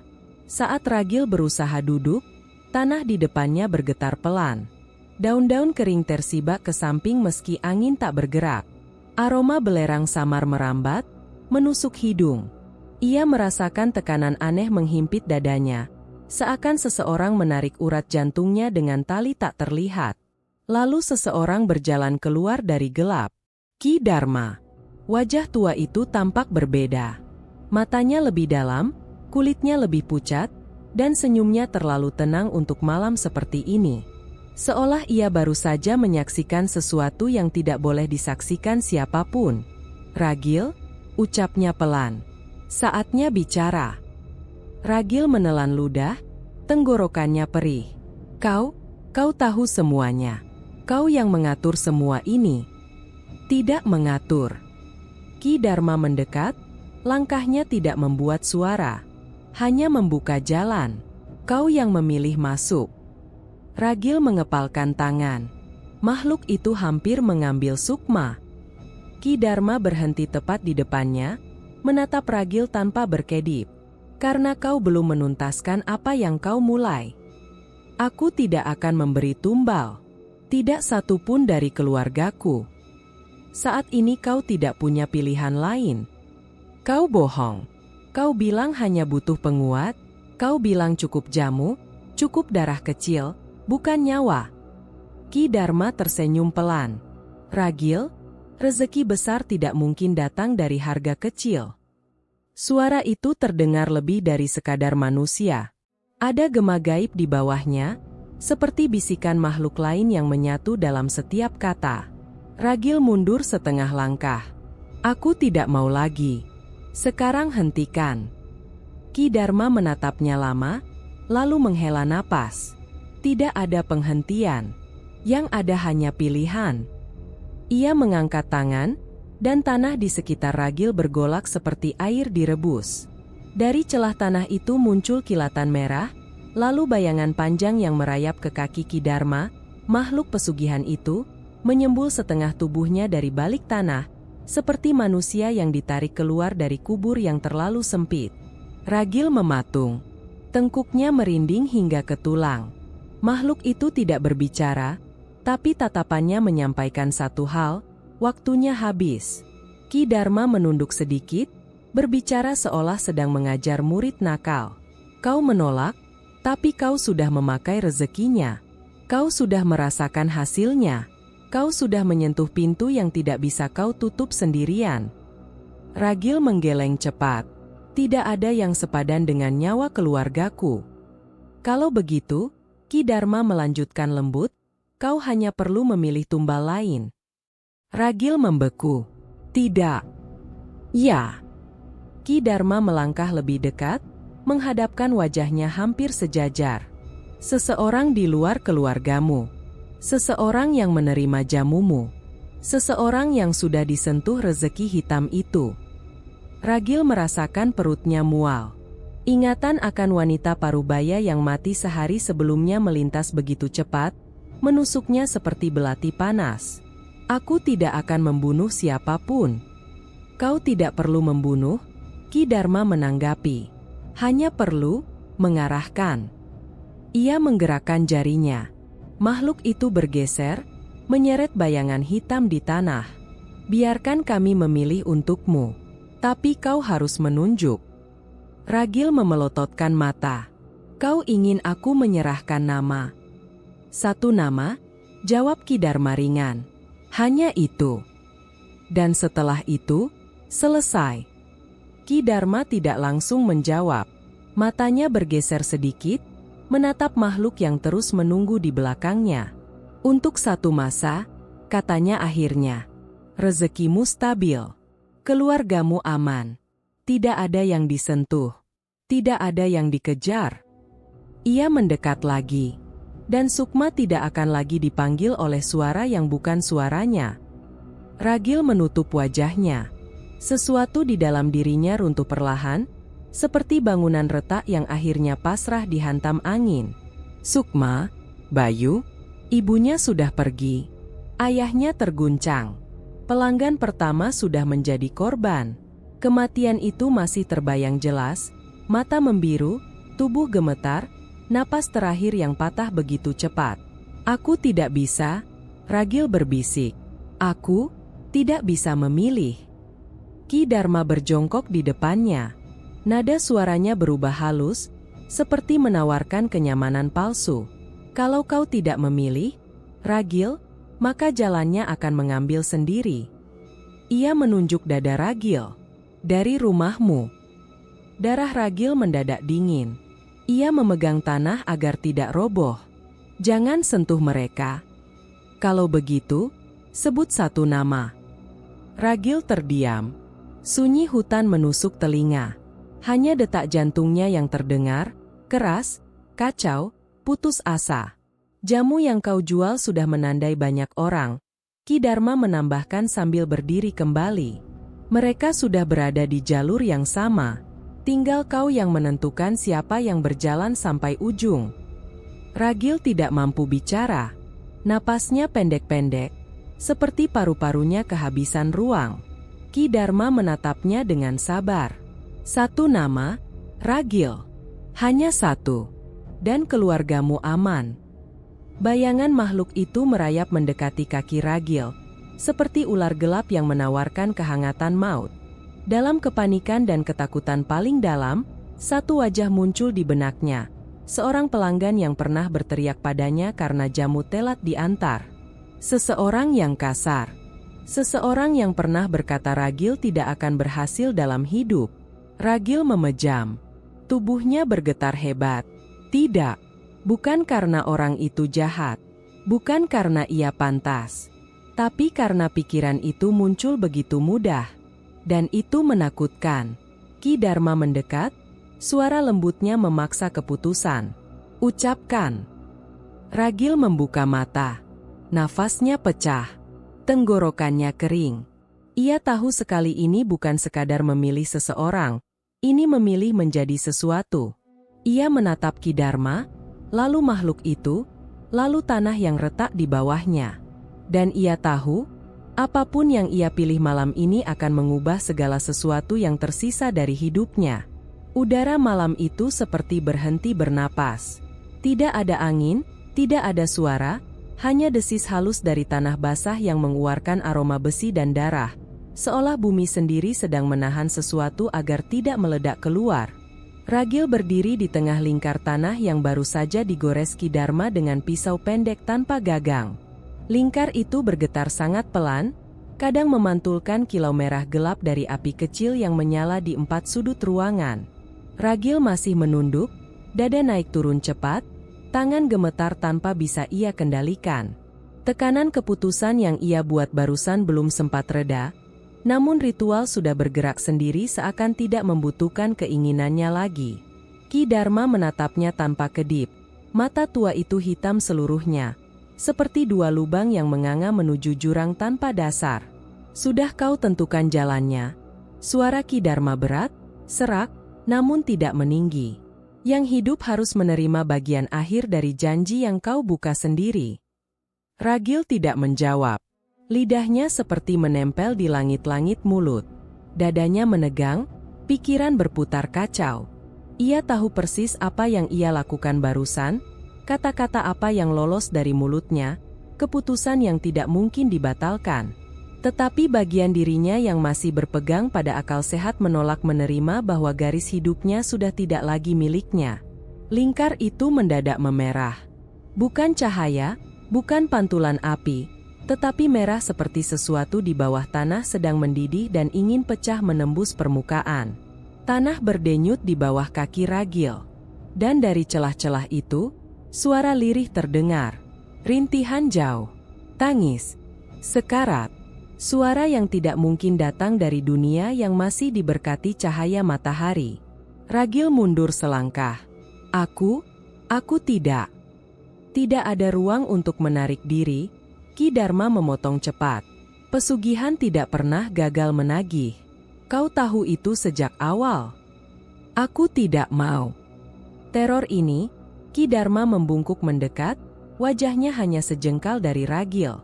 Bukan soal mau atau tidak, namun soal apa yang telah kau beri makan, dan apa yang sekarang menuntut balasan. Getaran semakin kuat. Api empat sudut bergoyang-goyang liar, seolah ditiup angin kencang meski udara tetap diam membeku. Tubuh Ragil kaku. Napasnya pendek seperti tertusuk duri. Suara dari bawah tanah berubah menjadi bisikan-bisikan kasar yang berebut memasuki telinganya. Bayar. Bayar. Bayar? Cukup? Ragil memejamkan mata, dua tangannya menutup telinga. Cukup. Namun suara itu menembus kepala, langsung menghantam bagian terdalam kesadarannya. Memori-memori tentang orang-orang yang tadi ia kejar, wajah keluarganya yang penuh ketakutan, semua berputar menjelma bayangan meronta yang tak sempat lari. Semuanya kembali menghantam, satu persatu, seakan menuntut pengakuan. Ki Dharma mengangkat pisau pendek itu tinggi-tinggi. Ujungnya meneteskan cairan hitam, pekat seperti oli namun bergerak seperti makhluk hidup, merayap turun mengikuti bilah logam. Ragil, ujarnya, keputusanmu sudah dipilih. Sekarang yang tersisa hanyalah menerima balasan. Ragil membuka mata. Ia tidak mundur lagi. Tidak karena berani, tetapi karena tidak ada ruang untuk melangkah pergi. Lingkar itu kini memagari tubuhnya dengan garis merah menyala. Seperti sangkar yang membakar siapa saja yang mencoba kabur. Apa yang akan terjadi? Bisiknya. Ki Dharma tidak langsung menjawab. Ia memutar pisau perlahan, membuat cahaya api memantul di permukaannya. Pesugihan selalu mengambil dari yang paling dekat, yang paling mengikat hatimu. Dan karena kau sudah menyodorkan pilihanmu, pesugihan hanya menjalankan. Tanah pecah. Bukan meledak, tetapi membuka, seperti bibir luka yang disayat paksa. Dari celah itu, embusan dingin keluar, menusuk tulang Ragil. Lalu tampak jari-jari kecil, pucat, tanah menempel di sela-selanya, mencoba meraba udara. Lalu tangan lain. Lalu wajah, tanpa mata, hanya cekungan hitam mengalirkan darah perlahan. Sosok kecil itu merangkak naik. Ragil langsung mundur sampai punggungnya menabrak dinding. Tangannya memukul-mukul lantai, mencoba mencari titik bertahan. Tidak, bukan itu, jangan. Sosok itu membuka mulutnya yang sobek sampai ke telinga. Suara lirih keluar, suara yang dulu menemani Ragil setiap pagi, suara yang dulu memanggilnya dengan penuh ceria, tetapi sekarang berubah menjadi erangan panjang, patah, mengenaskan. "Ka-a? Ayah." Tubuh Ragil gemetar hebat. Napasnya terhenti setengah jalan. Rasa dingin merayap dari ujung kakinya hingga ke tengkuk. "Tidak, aku tidak pernah ingin." "Tetapi pilihanmu sudah menjadi pintu," Ki Dharma berkata tenang. "Dan di balik pintu itu, tidak ada yang bisa kembali utuh." Sosok kecil itu merangkak mendekat, menapak pelan seolah setiap langkah adalah hukuman. Tangan kecil itu terangkat ke arah Ragil. Tidak menyerang, tidak mencakar, hanya menyentuh lututnya perlahan, dengan gerakan lembut yang dulu begitu akrab. Tetapi sentuhan itu membuat Ragil seperti ditusuk ratusan jarum yang menyala panas. Arg! Ia terjatuh, menggeliat, memukul lantai. Kulitnya di tempat yang disentuh langsung memerah, lalu menghitam seolah terbakar dari dalam. Sosok kecil itu menunduk, menangis tanpa mata. Tangis itu berubah menjadi gema panjang yang menembus seluruh ruangan. Ki Dharma tidak bergerak. Tidak perlu. Ritual sudah mengambil alih segalanya. Balasan pesugihan, gumamnya pelan, selalu lebih jujur daripada manusia. Tanah kembali bergetar. Api mengecil. Cahaya lingkar meredup. Sosok kecil itu meraih Ragil sepenuhnya, dan bayangan hitam pekat menelan mereka berdua dalam satu gerakan cepat, tanpa suara. Ruang itu mendadak hening. Ki Dharma menurunkan pisau. Bola matanya kembali seperti manusia biasa. Ia menarik napas dalam-dalam, lalu tersenyum kecil, lirih dan dingin. Janji sudah lunas. Namun dari dalam tanah, gema rintihan masih terdengar samar, seperti sesuatu yang belum selesai menagih. Tanah di bawah gubuk Ki Dharma belum sepenuhnya menutup ketika bayangan terakhir Ragil lenyap ditelan kegelapan. Udara tetap dingin, tetapi bukan dingin alam, melainkan dingin yang muncul ketika sesuatu yang seharusnya tidak ada kini telah memperoleh jalan keluarnya. Api kecil di 4 sudut ruangan padam satu persatu, seperti kehabisan keberanian untuk terus menyala.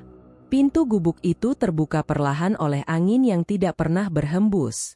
Ki Dharma berdiri membelakangi lubang yang perlahan menutup, wajahnya tenang, seakan semua yang baru saja terjadi hanyalah bagian dari rutinitas malam. Namun garis bibirnya yang sedikit terangkat tidak menunjukkan kemenangan, melainkan pengetahuan lama bahwa balasan pesugihan tidak pernah berhenti pada satu korban. Ia mengambil kendi kecil dari rak bambu. Kendi itu retak halus, tetapi isi di dalamnya tetap utuh.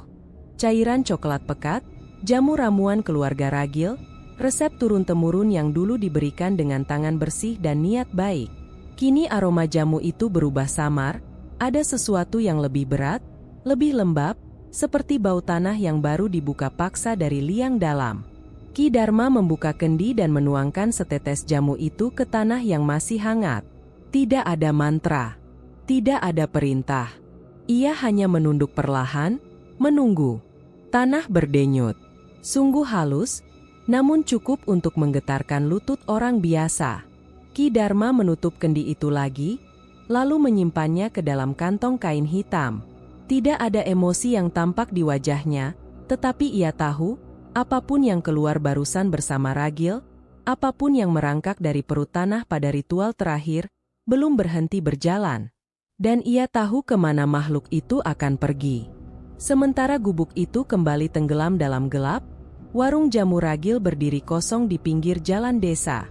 Papan kayunya tergantung miring, bergoyang pelan setiap kali angin melewati. Gelas-gelas kaca yang dulu selalu berembun hangat kini berdebu.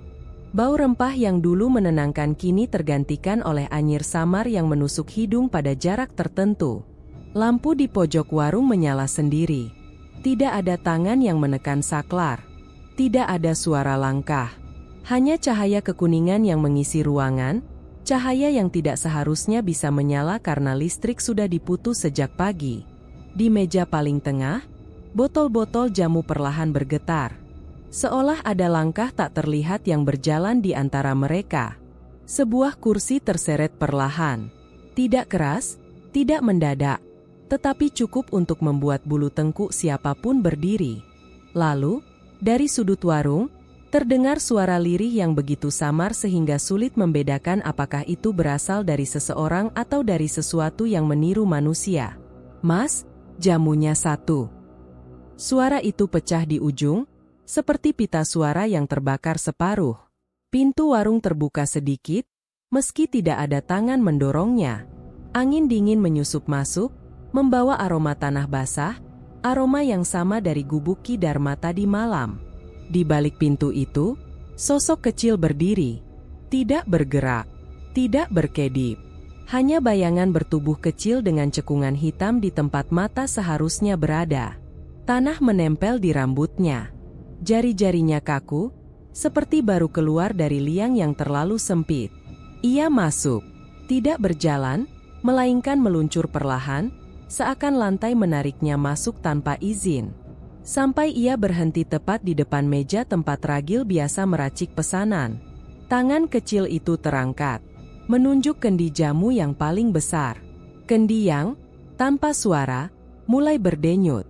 Lambat, lalu lebih kuat. Kemudian pecah dari dalam, menumpahkan cairan pekat yang berbuih gelap, tidak lagi jamu, melainkan sesuatu yang hidup, bergerak dengan tujuan. Cairan itu merayap menuruni meja, merambat ke arah kaki sosok kecil itu. Tetapi ia tidak mundur. Ia membiarkan cairan itu memanjat tubuhnya, menutupi cekungan matanya, mengalir masuk ke mulutnya yang sobek. Setiap tetes yang menyentuh kulitnya membuat suara berdesis, seperti air panas yang jatuh ke panci besi. Namun sosok itu tersenyum. Bukan senyum manusia. Bukan pula senyum yang seharusnya muncul dari makhluk sekecil itu. Senyum itu adalah tanda kepemilikan. Tanda bahwa pesugihan yang melahap Ragil kini memiliki wadah baru. Lampu di warung berkedip cepat, seperti tersedot dari dalam. Suara kayu meretak bergema. Kendi-kendi jamu mulai meletus satu persatu, mengeluarkan cairan hitam yang mengalir ke lantai, membentuk pola lingkaran yang semakin lama semakin jelas. Lingkaran yang sama seperti yang digores Ki Dharma. Tetapi kali ini tidak ada pisau, tidak ada mantra, tidak ada manusia. Hanya kehendak makhluk yang telah diberi jalan untuk tinggal di dunia. Sosok kecil itu mengambil botol kosong, botol yang dulu digunakan Ragil untuk memberi jamu pada pelanggan pertama setiap pagi. Ia menuangkan cairan hitam itu pelan-pelan. Cairan tersebut tidak mengisi botol, melainkan naik sendiri, seakan senang mendapatkan wadah baru. Botol itu kemudian bergerak dengan sendirinya, mengeluarkan suara klik halus, seolah siap dipasarkan. Warung jamu Ragil kini bukan lagi warung jamu. Ia adalah tempat kelahiran ancaman yang tidak bisa dikembalikan. Pintu warung terbuka perlahan. Angin malam masuk, membawa suara halus, suara yang hampir seperti bisikan tanah. Satu lagi. Sosok kecil itu melangkah keluar, membawa botol jamu hitam di tangannya, menuju gelap desa yang mulai tertidur. Tidak ada yang melihatnya. Tidak ada yang akan tahu kapan ia mengetuk pintu mereka. Tetapi semua yang dilewati merasakan udara berubah. Semakin berat, semakin pekat, semakin mirip napas dari sesuatu yang seharusnya tetap terkubur. Dan di warung yang kini kosong, botol-botol jamu yang tersisa bergerak sedikit, seolah menunggu pemilik barunya kembali membawa pesanan berikutnya. Warung itu tetap berdiri. Tetapi pedagang jamu terakhir telah berubah menjadi sesuatu yang tidak akan pernah berhenti mencari. Jika kamu ingin kisah-kisah gelap seperti ini terus berlanjut, jangan lupa subscribe.